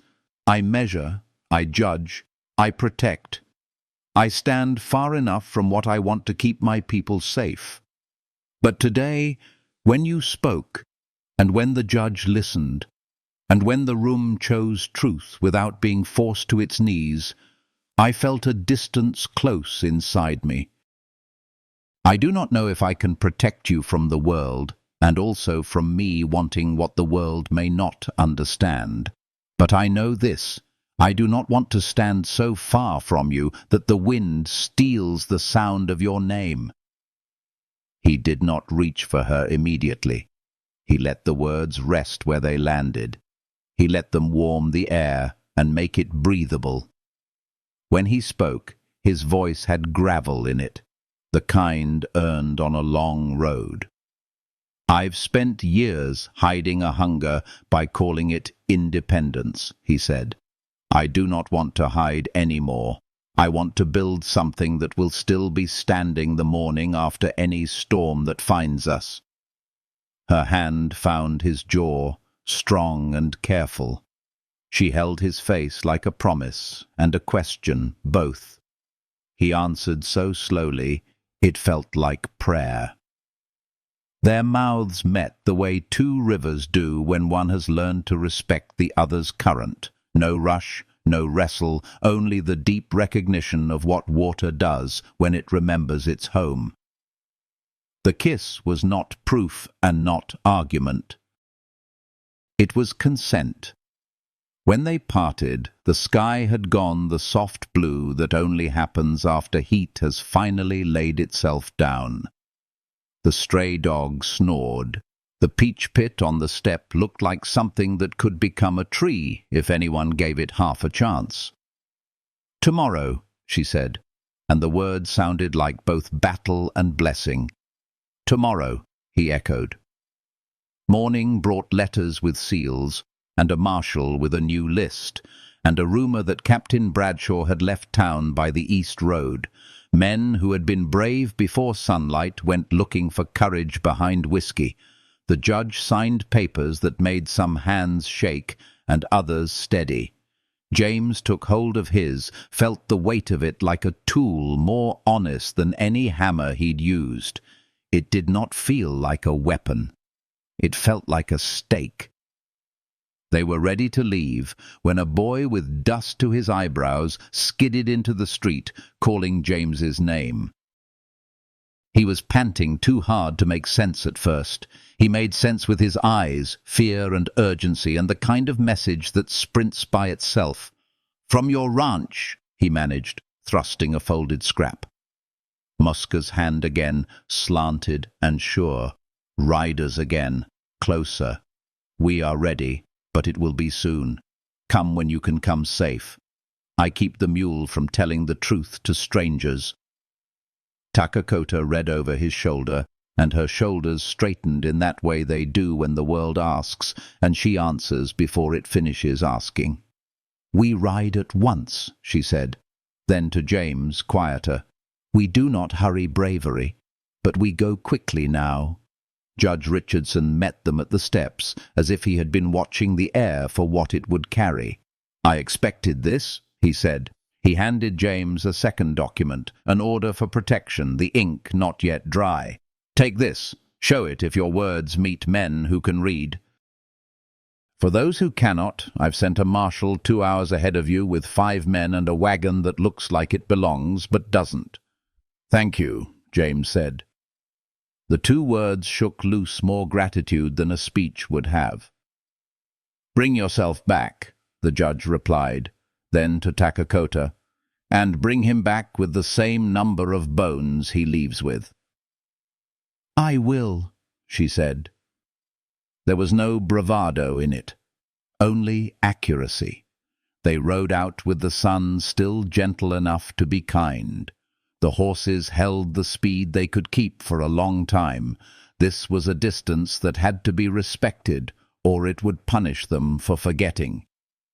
Dust rose and fell behind them, a ribbon unspooling, then knitting back into the road. They spoke little. Everything important had been said. Between them rode a silence that was not empty, a presence that was not loud, a healing quiet, soft as a hand on a fevered brow. They stopped at the spring and let the water remember them. James washed his face and saw in the pool's wobbling mirror a man not younger but less alone. He stood and found her watching him with that unguarded look he'd only seen twice before, once by a fire in a barn, once in a courtroom when the word truth had fit in her mouth like it had been waiting there since she was born. He wanted to tell her he loved her, and he understood that sometimes love is most itself when not announced but acted. They rode again beneath a sky with a hawk turning circles inside its own patience. Near dusk, the land began to look like home. Brush he knew by the way it leaned, a rise he'd crested 1,000 times that still surprised him for how it hid the next breath of view. Smoke stitched a thin line on the horizon, not wild, not dangerous, cooking smoke, camp smoke. He let out a breath that reached back to the courthouse and lit 2 lanterns in Judge Richardson's eyes. "Almost," he said. "Almost," she echoed. They crested the last ridge and saw it, the ranch holding itself like a body that had decided to survive, fences sharp as teeth, as promised.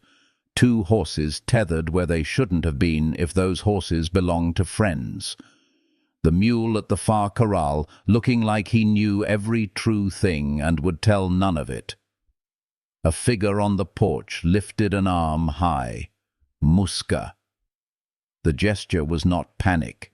It was signal. Takakota's hand touched his forearm, light. "Together," she said. They descended the slope in tandem, the stallion and the mare finding the same rhythm as if they had rehearsed this meeting in a dream. Whatever waited would be met by 2, not 1. By truth carrying paper, and by love that had finally said its name without a whisper. The evening lay ahead like a chord waiting to be struck. And somewhere behind that chord, farther than fear and closer than fate, the next note gathered itself, ready to rise. 2 strangers waited on the porch when they reached the yard, hats low, coats too clean for honest dust, boots that hadn't learned this ground. Their horses were tethered loose, reins draped like they belonged, and everything about the picture said otherwise. Muska leaned against a post with her arms folded, a patience about her that made men forget they were being measured. 2 of their warriors sat near the well, heads lowered as if listening to water. The mule pretended to nap and kept one eye open. The taller stranger touched his brim. "Evening," he said, voice friendly as a splinter. "Fine place to ride into." James dismounted, the paper Judge Richardson had given him tucked into his breast pocket like a second rib. Takakota slid from her stallion with the effortless grace of weather changing. "Names," she said, not a question, an invitation to choose honesty. "Earl Knowles," the man lied, because lies often pick short names. He tipped his chin to the smaller one. Tommy. Mosca's mouth made the slightest motion. Amusement. A blade turned flat. Tommy's real name is Abel, she said mildly, in English that held the desert like music. And you're from the office that steals land with pens. The smaller man flushed, eyes cutting toward the corral like a rabbit checking where the hole might be. Takakota didn't move, though somehow the space for running disappeared. James stepped close enough that the porch boards learned his weight again. He did not raise his voice. "You're early," he said. "Your boss rides slow, or he's busy telling his reflection the truth he never learned to tell other men." Earl's smile stiffened. "We came ahead to keep the peace." "Peace doesn't need keeping if you don't bring the break," Mosca replied. The air held the last heat of day, the quiet before a door opens. A hawk traced a circle overhead. Somewhere beyond the ridge, hoofbeats found their rhythm, the marshal and his men most likely, or those who believed law belonged to their pocket. The wind lifted and laid itself down again. This was a place where moments chose sides. James drew the paper from his breast pocket and held it out. "Territorial order," he said. "Signed yesterday. You can read it now or listen to it later in a voice that carries." Earl didn't reach for it. His face did an arithmetic that ends in loss. Tommy, Abel, looked at the page and looked relieved, as if he were tired of being on the wrong side of letters. "You don't want this fight," James said, not threat, simple weather report. "You'll lose it twice, here and in the court." Earl tried on bravado like a coat that didn't fit. "Courts are words," he said. "Out here, men make decisions with their hands." Takakota took one step forward, and the porch learned a new definition for gravity. "Then you will learn our hands have been ready since before you learned yours to lie." The hoofbeats resolved into shapes at the gate, 5 riders with 1 wagon that looked unremarkable until you saw how precisely it rolled. Deputy Marshal Avery sat the lead horse, eyes pale as a winter river. He took in the scene with the relief of a man arriving before the story breaks bones. "Afternoon," he said, dismounting. He nodded at James. "Order." James handed it. The marshal read the lines as if he'd written them. He folded the paper and slid it into his coat. "You two," he said to Earl and Abel with no waste or swagger, "are under protective suspicion until I sort who taught you to spell theft in cursive." He spoke as if he were explaining the weather to a fence post. "Hands where prayers can find them." Earl's jaw moved like a horse bit too tight. His hand twitched toward his coat and then toward nothing. Abel lifted his palms without being asked. "I ain't for this," he said quickly, the words coming out like he'd been holding them too long. "I want to be done with it. My mama already thinks I'm dead." Takakota's gaze touched him, measured, then merciful. "Then stop living like a ghost," she said. The marshal's men relieved them of the iron that made fools brave. Avery signaled to the wagon, and 2 more stepped down, one with a ledger twin to the one James had carried. Iron locked. "We've got copies," Avery said to James without looking, to Earl with a small smile that wasn't kind or cruel, just certain. "You're not the only men who know how to write something down." While the marshal took statements that would matter later, Mosca walked to James and pressed a palm to his heart, light as blessing. "You brought paper that bites," she said, "and a judge who knows where to tell it to." Her eyes warmed. "Good." The first relief thinned and left the air sharp, because danger doesn't always ride in with noise. It also climbs your fence quietly and lights a rope in your barn." Takakota's head turned a fraction, nostrils flaring. She was moving before any other body remembered how. Long strides, 3, 4, and then she was inside the barn, her voice low and steady. "Water. Now." Smoke had curled itself so thin at first it looked like a shadow. It thickened because shadows always do if left unchallenged. James grabbed the bucket by the door and ran. Muska had already snatched a tarp and soaked it in the trough. Avery shouted sharp orders, his men a quick choreography, line, bucket, hands. Takakota beat at the stubborn places where flame learns arrogance, her face set in that attentive calm that beats panic by loving what it's saving. Smoke clawed at throats. Ash made the air gritty and unreal. They worked until their muscles found new edges and then worked past those. The fire died uglier than it had burned, and the barn stood shaking but upright, like a man told he has to live now that living might mean something. James coughed until his eyes watered clean. When his vision steadied, he saw Takakota lean against the stall door, breathing like a bellows, deep and controlled. Soot darkened the curve of her cheek. A line of sweat cut a bright path through the smudge at her temple. He reached for a wet cloth and, without thinking, lifted it to her face. She stilled, letting him. He wiped the black from her skin gently, thumb brushing the edge of her jaw, the tender hollow beneath her ear. The world reduced to breath and the quiet between. "Thank you," she murmured, eyes closed like a prayer that trusts it can be heard. "For what?" His voice wasn't steady. "For washing smoke from places I cannot see." He wanted to speak truth larger than his mouth. He let his hand fall slowly, but she caught it before it completed its leaving. "Stay," she said, and she wasn't talking about the room. A cry from the yard snapped the spell without breaking it. One of Avery's men had found what they all knew had to be there, the thing that says fire was no accident. A rag half-burned, soaked in lamp oil, wedged against a beam.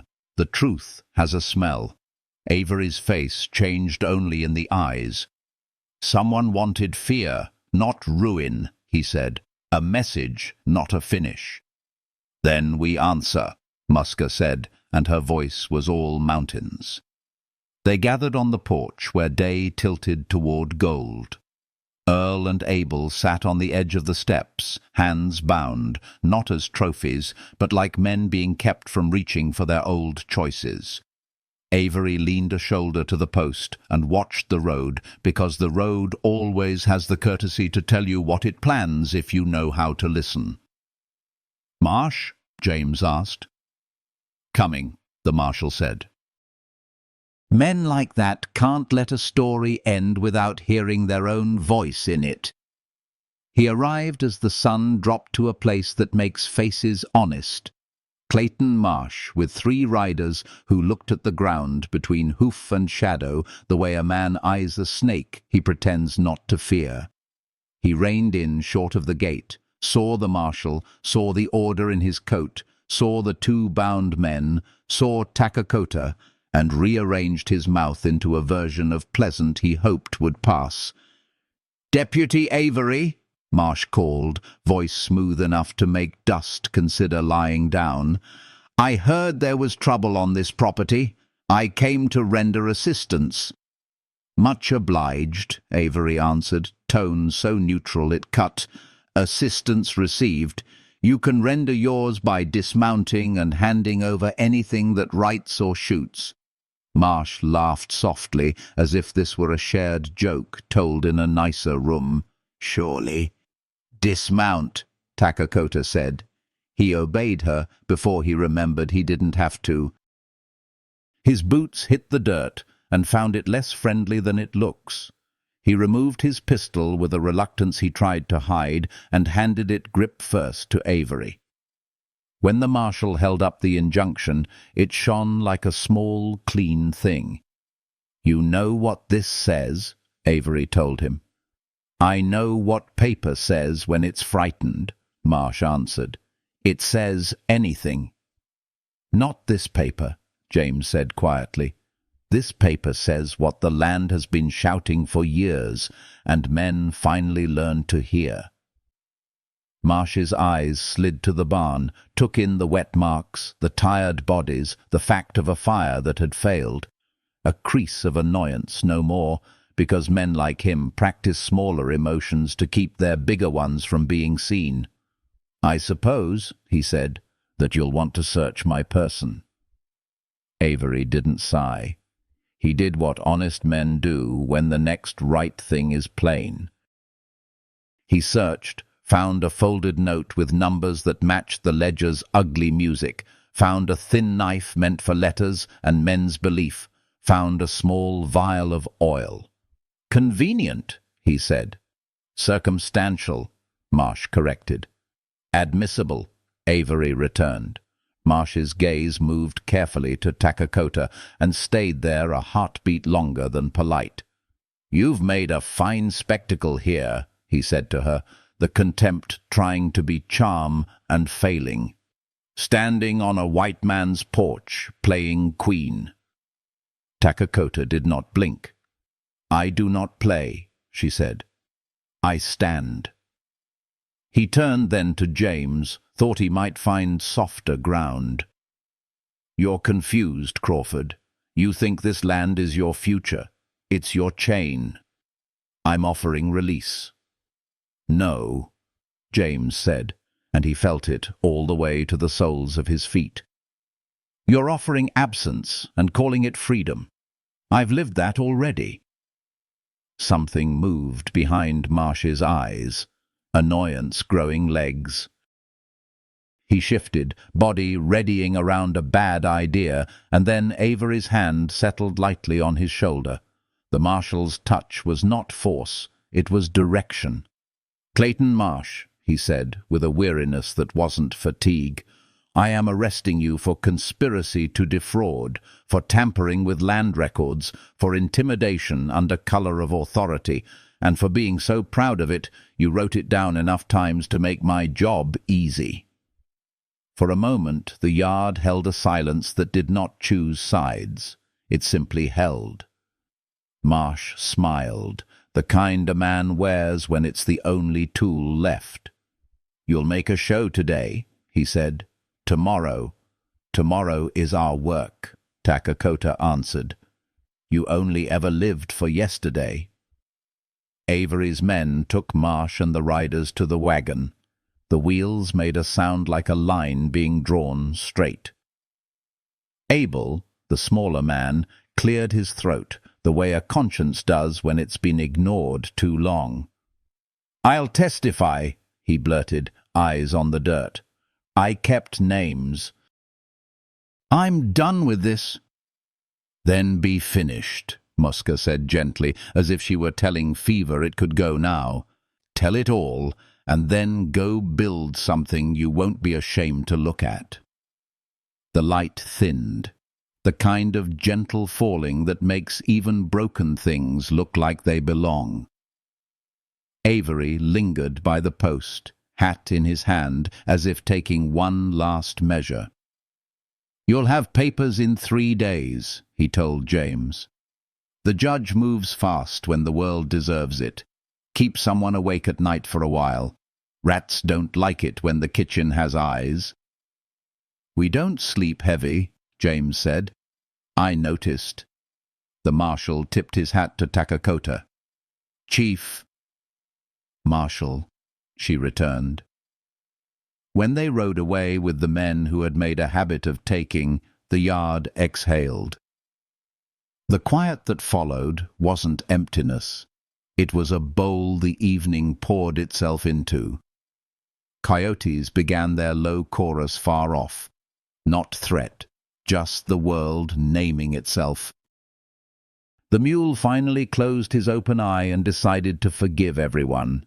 They ate stew on the porch steps with their boots dirty and their laughter the kind that shakes something loose. The warriors drifted into softer talk. Muska played a few lines on her flute, notes that walked the property line and told fear the night had other plans. James leaned against the post and let his body remember ease.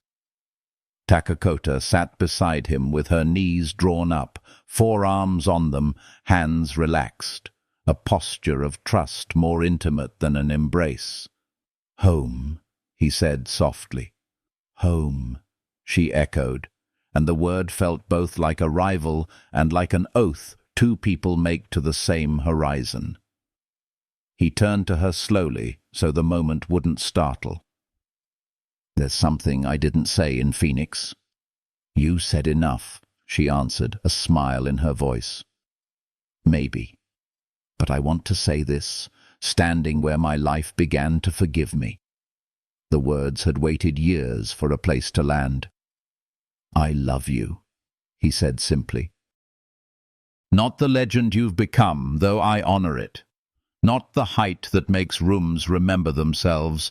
I love the woman who saw a man too proud to call his loneliness by name, and called it anyway, gentle as rain and stubborn as stone. I love the way you look at a fence and know whether it wants to hold or to welcome. I love the quiet after your laugh. I love the fact that you still see light even when smoke wants to make the world forget." The evening pressed its warm palm to his cheek. Wind or blessing, he couldn't tell. Takakota didn't rush. She let the words climb inside her and hang where they could hear the heart. When she spoke, her voice carried the steadiness of earth that has chosen not to crack. "I love you," she said. "Not the myth other people need, not the man who is good only when he's useful. I love the one who carried 2 frightened children across a night that would have eaten them and then did not try to keep them as proof of his goodness. I love the way you plant your feet. I love that your hands smell like rope and sage and something honesty leaves behind. I love that you are not afraid to be tender where men are taught to be cruel." The words found them and stayed. They leaned toward each other and met in a kiss that took its time, not because either feared the other, but because reverence knows how to move. It was less like hunger than like water finding its true level. When they parted, their foreheads rested together, small breaths shared, the kind that heal without announcement. A soft chuff sounded from the yard. 2 children from the tribe, messengers who had come with the warriors, played cat's cradle with twine at the edge of the porch, giggling into their hands because grown-up hearts are a wonder to witness. Takakota laughed and reached to show them how to pull the diamond from the loop with one long finger. James watched her teach and felt a life settle around him like a well-made coat, the kind that fits better each time you wear it. Night came patient and complete. Stars pricked open like old promises forgiven. James and Takakota walked the fence line once more, because habit has its own sacred, and also because the body sleeps better when it has thanked the ground. They said little. They didn't need to. The silence had learned their names and soothed itself into blessing. At the far corner where the fence met a stand of cottonwoods, she stopped and faced him. "Tomorrow we tell the tribe," she said. "Not as an announcement, as an invitation. 2 worlds are tired of being told they cannot share a table." He thought of the wedding the judge would one day bless, of children running under both flags, of the way work goes easier when hands know they belong to each other. He looked at her and saw not a future he'd earned, but one he'd been given a chance to protect. "Tomorrow," he said. They turned back toward the house, the lantern on the porch drawing a soft cone of warmth through the dark. Muska waited at the steps, her eyes like small, wise fires. She took in their faces, their posture, the invisible thread bright between them. "Good," she said, and the word held 100 older ones. "You knew," James said, half a question. "I hoped," she corrected, "and I sharpened my hope on your stubbornness." They laughed, and laughter braided fear into something the night could not use. Before sleep they checked the animals, the buckets, the doors. Takakota stood in the middle of the yard, lifted her chin, and listened. "The land breathes easier," she said. "So do we," James answered. They slept without guarding the door for the first time in longer than memory. Dawn came with its honest work: coffee, mended hinges, lists to make. A rider from the judge arrived at noon with a packet of papers tied in red string and a note written in a hand that had learned clarity from weather. "The law stands where you asked it to. Bring it home by living there."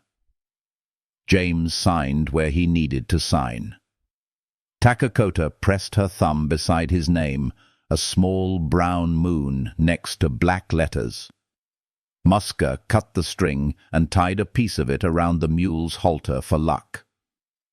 The mule accepted the ceremony with grave approval. That afternoon the tribe rode in, children bright-eyed, elders straight-backed, warriors at easy rest because eyes they trusted ringed the horizon. A circle formed in the yard without anyone drawing it. Stories were told without anyone naming them stories. Food appeared, the kind made of hunger and generosity. Muska played, and the flute found notes that made old wounds lose interest. James spoke less than he thought he would, and said more than he meant to. He spoke like a man whose voice had learned it wasn't alone. When the sun hung low and the shadows lengthened like blessings, Takakota stood with her people and with him at once, and lifted a hand. Silence gathered itself close. "We have work yet," she said. "Courts and papers and men who only listen when the wind is loud. But the wind is with us now. And tonight we plant something stronger than fences. We plant a promise." She turned to James and took his hand. He didn't tremble, neither did she. "We will walk this land together," she said, voice carrying without effort. "We will feed it with labor and with patience. We will raise children to love it, and to love those who love it differently from them. If storms come, we will stand. If rain comes, we will share it. If drought comes, we will remember that water is deep even when it hides. This is my word." "And mine," he said, and the words felt like a plough cutting clean. The circle widened. The world did not break. The stars lit early, as if eager. Later, when the fire had settled and the stories went quiet enough for owls to own the air, James and Takakota sat on the porch steps, their shoulders touching like two truths that had learned they were not in competition. He closed his eyes and listened to the night. The horse shifting a hoof, the whisper of cottonwood leaves, the soft breath of the woman beside him. "Tomorrow," she said, and he heard in the single word all the ordinary tasks that would carry the extraordinary promise: fence posts, seed, saddle soap, court dates, names to write, hands to hold. "Tomorrow," he answered, and the word felt healing in his mouth, warm as bread. Somewhere in the dark, the mule finally brayed once, a low, comical prayer that made them both laugh until their ribs ached, a benediction in the only language he knew. When at last they rose to go in, the door sighed on its hinges, as if glad to be useful again. James touched the frame the way some men touch a chapel threshold. Takakota followed, and when she passed, the house seemed to stand taller, as if it, too, had found its war chief and its peace. Outside, the embers learned the patience of stars. Inside, sleep came clean. The night held, and just east of morning, where dreams show a man the face of what he's already chosen, the future knelt close and smiled like someone who knows she has been expected. Beyond the ridge, a thin light gathered itself. The day would bring letters and labor, witnesses and wheat, forgiveness and nails. It would bring the slow work of making one life out of two histories. It would bring a wedding spoken in two tongues and understood by the land. It would bring storms and the bending that is not breaking. It would bring the kind of peace that breathes, that knows the price of itself, that keeps choosing. They would be ready. The morning of their wedding came with a sky so clear it seemed the heavens had been washed during the night. The air was soft, touched by the promise of rain somewhere far away, a scent that always carried hope in the desert. James stood on the porch, running a nervous hand through his hair, trying to remember how to breathe. He'd faced fire, bullets, and men who thought the world could be owned like cattle, yet nothing had ever made his heart thud the way it did now. Knowing she would soon walk toward him, knowing he was about to begin a life that no map had ever drawn. The ranch had been transformed overnight. The yard, once bare and work-worn, now glimmered with simple beauty. Garlands of wild sage and white desert lilies hung between fence posts. Feathers braided with ribbons swayed gently in the morning breeze, and the faint, steady hum of music drifted from Muska's flute. People gathered from both worlds, the ranchers in their worn hats and Sunday shirts, and the Apache in their vibrant blankets and beaded jewelry. Children ran barefoot through the dust, their laughter weaving between two languages that no longer needed translation. Judge Richardson himself had arrived at dawn, riding in on a bay horse, his coat neatly pressed, his eyes full of the rare kind of pride a man feels when he's seen justice stretch beyond paper and take root in the soil. He clasped James's hand. "You've built something honest here," he said quietly. "The law can make order, but only love makes peace." James nodded, his throat tight. "I'm trying to learn both." When the music changed, the sound grew still as wind before rain.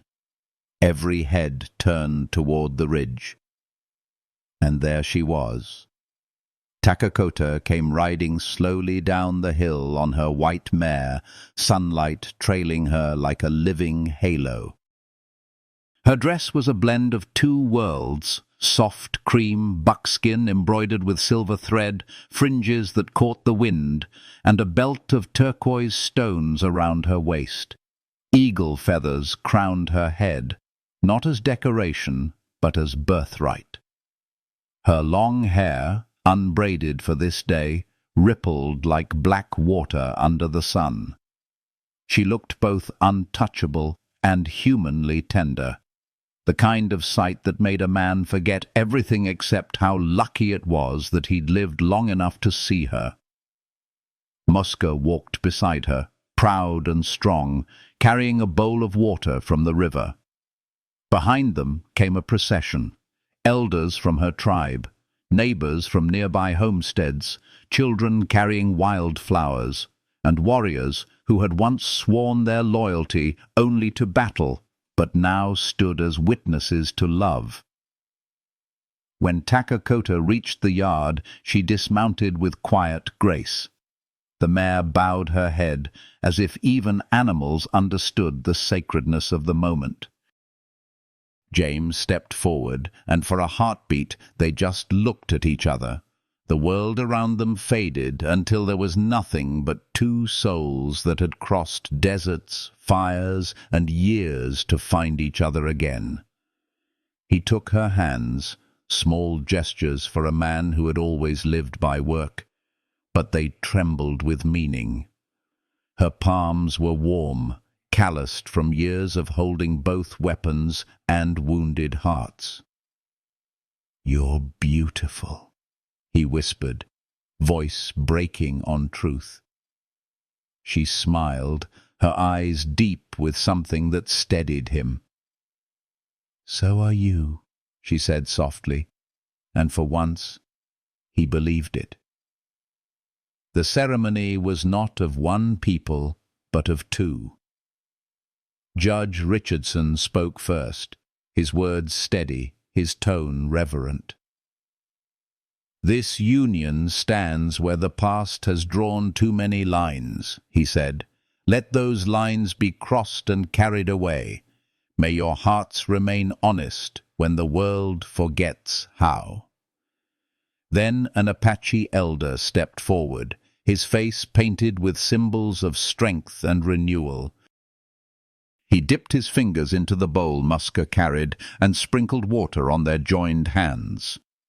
"The earth remembers kindness," he said.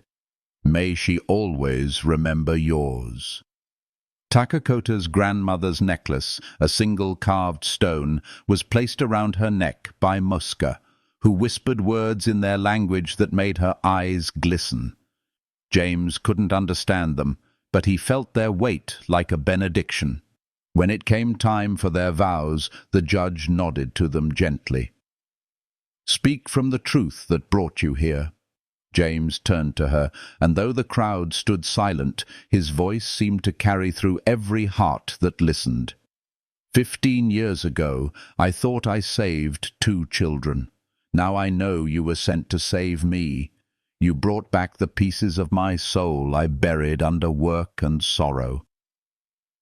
You taught me that strength isn't in walls or guns, it's in gentleness, in mercy, in believing that healing can still come to broken things. Takakota, I vow to love you not as a man who owns, but as one who guards, who listens, who learns. You are my compass when the world goes silent, and I will never stop walking toward you." Her lips trembled, but her gaze stayed steady. "James," she said softly, "you are the proof my grandmother promised me, that there would be a man who saw beyond what frightened others. You saw me not as legend or curse, but as a woman. You taught me that courage is not in war, it's in forgiveness, in tenderness, in standing beside someone when the world tells you to step away. I vow to love you as you have loved the land, with patience, with work, with hands that build instead of burn. When storms come, I will not hide behind you. I will stand with you, always." The judge nodded, voice roughened by emotion. "By the power vested in me by the Arizona Territory and the witness of heaven itself, I declare you husband and wife." Takakota reached for him first. Their kiss was slow and full, like rain falling on thirsty earth. It wasn't the kind of kiss that drew applause or gasps. It was quiet, reverent, and healing. When they parted, even the wind seemed to sigh in relief, as if the desert itself had exhaled after holding its breath for too long. The cheers that followed came from every throat, every heart, from two peoples who had once stood on opposite sides of survival. The children clapped, the elders smiled through tears, and Muska's flute sang again, a melody that rose and fell like prayer. The celebration lasted long into the evening. Tables overflowed with roasted corn, venison stew, and bread baked with herbs gathered from the hills. Songs in Apache mingled with old frontier tunes, laughter rising above the crackle of firelight. James danced clumsily at first, earning good-natured laughter from the tribe's children. But when Takakota took his hand, everything about him remembered rhythm. They moved together as if they had always known how, as if the world had only ever been waiting for this dance to happen. Later, when the stars filled the sky like spilled silver, the crowd began to thin. Neighbors rode home with full hearts. The warriors sat near the fire, telling stories of peace instead of war. Muska stayed behind, leaning her flute against her shoulder, watching her sister with the kind of pride that was half joy, half memory. James and Takakota slipped away quietly, hand in hand, walking toward the river that shimmered faintly in the moonlight. The night was soft, the kind that wrapped around you instead of pressing in. Crickets sang, and somewhere far off an owl called to the hills. They stood by the water's edge, where reeds whispered in the wind. The reflection of the stars rippled between them, and for a while they said nothing. Words weren't needed. They had spent years speaking through actions, through kindness, through sacrifice, through standing beside one another when the rest of the world looked away. Finally, Takakota spoke. "My grandmother said water remembers." James smiled. "Then it will remember us." "It already does," she said softly, placing her hand over his heart. "Every kindness, every wound healed, every prayer whispered when no one was listening. It flows somewhere, James. Nothing good ever disappears." He drew her closer, his arms fitting around her perfectly, like they'd been carved from the same story. "Then let it carry us," he said, "all the way through whatever comes next." They stood there until dawn touched the water, painting it gold. The first light of their new day. Months passed, seasons turned, and their love grew deeper, quieter, stronger. The ranch flourished, not just with crops and cattle, but with people. Apache families traded and laughed alongside frontier settlers. Fences became lines of welcome instead of division. Children grew up learning 2 languages, 2 songs, 1 home. James taught them how to build. Takakota taught them how to listen, to the earth, to one another, to silence itself. Sometimes, when the sun fell low, they would sit on the porch watching their daughter, tall for her age, with her mother's eyes and her father's hands, running with the other children across the fields. They would smile at each other, the same small, knowing smile that said everything that mattered. The past was forgiven. The future was waiting. And love was still the bridge holding it all together. On quiet nights, when the wind moved through the cottonwoods, James would take her hand and say, "Hear that?" She would nod, resting her head on his shoulder, the land breathing easy again. And it was true. The land, the people, even their own hearts, all of it had learned to breathe again. Healing didn't come as thunder. It came as gentle mornings, shared laughter, and the warmth of 2 souls who had chosen peace over pride. Years later, when stories of their union spread beyond the desert, told in saloons, whispered around campfires, people would say it was a miracle, a love that healed what hatred had broken. But those who truly knew them understood it wasn't a miracle. It was work, patience, forgiveness, and the quiet courage of 2 hearts that refused to let the world define them. And sometimes, when the sky burned orange over the mesas, travelers passing by would see two tall figures standing side by side on the porch.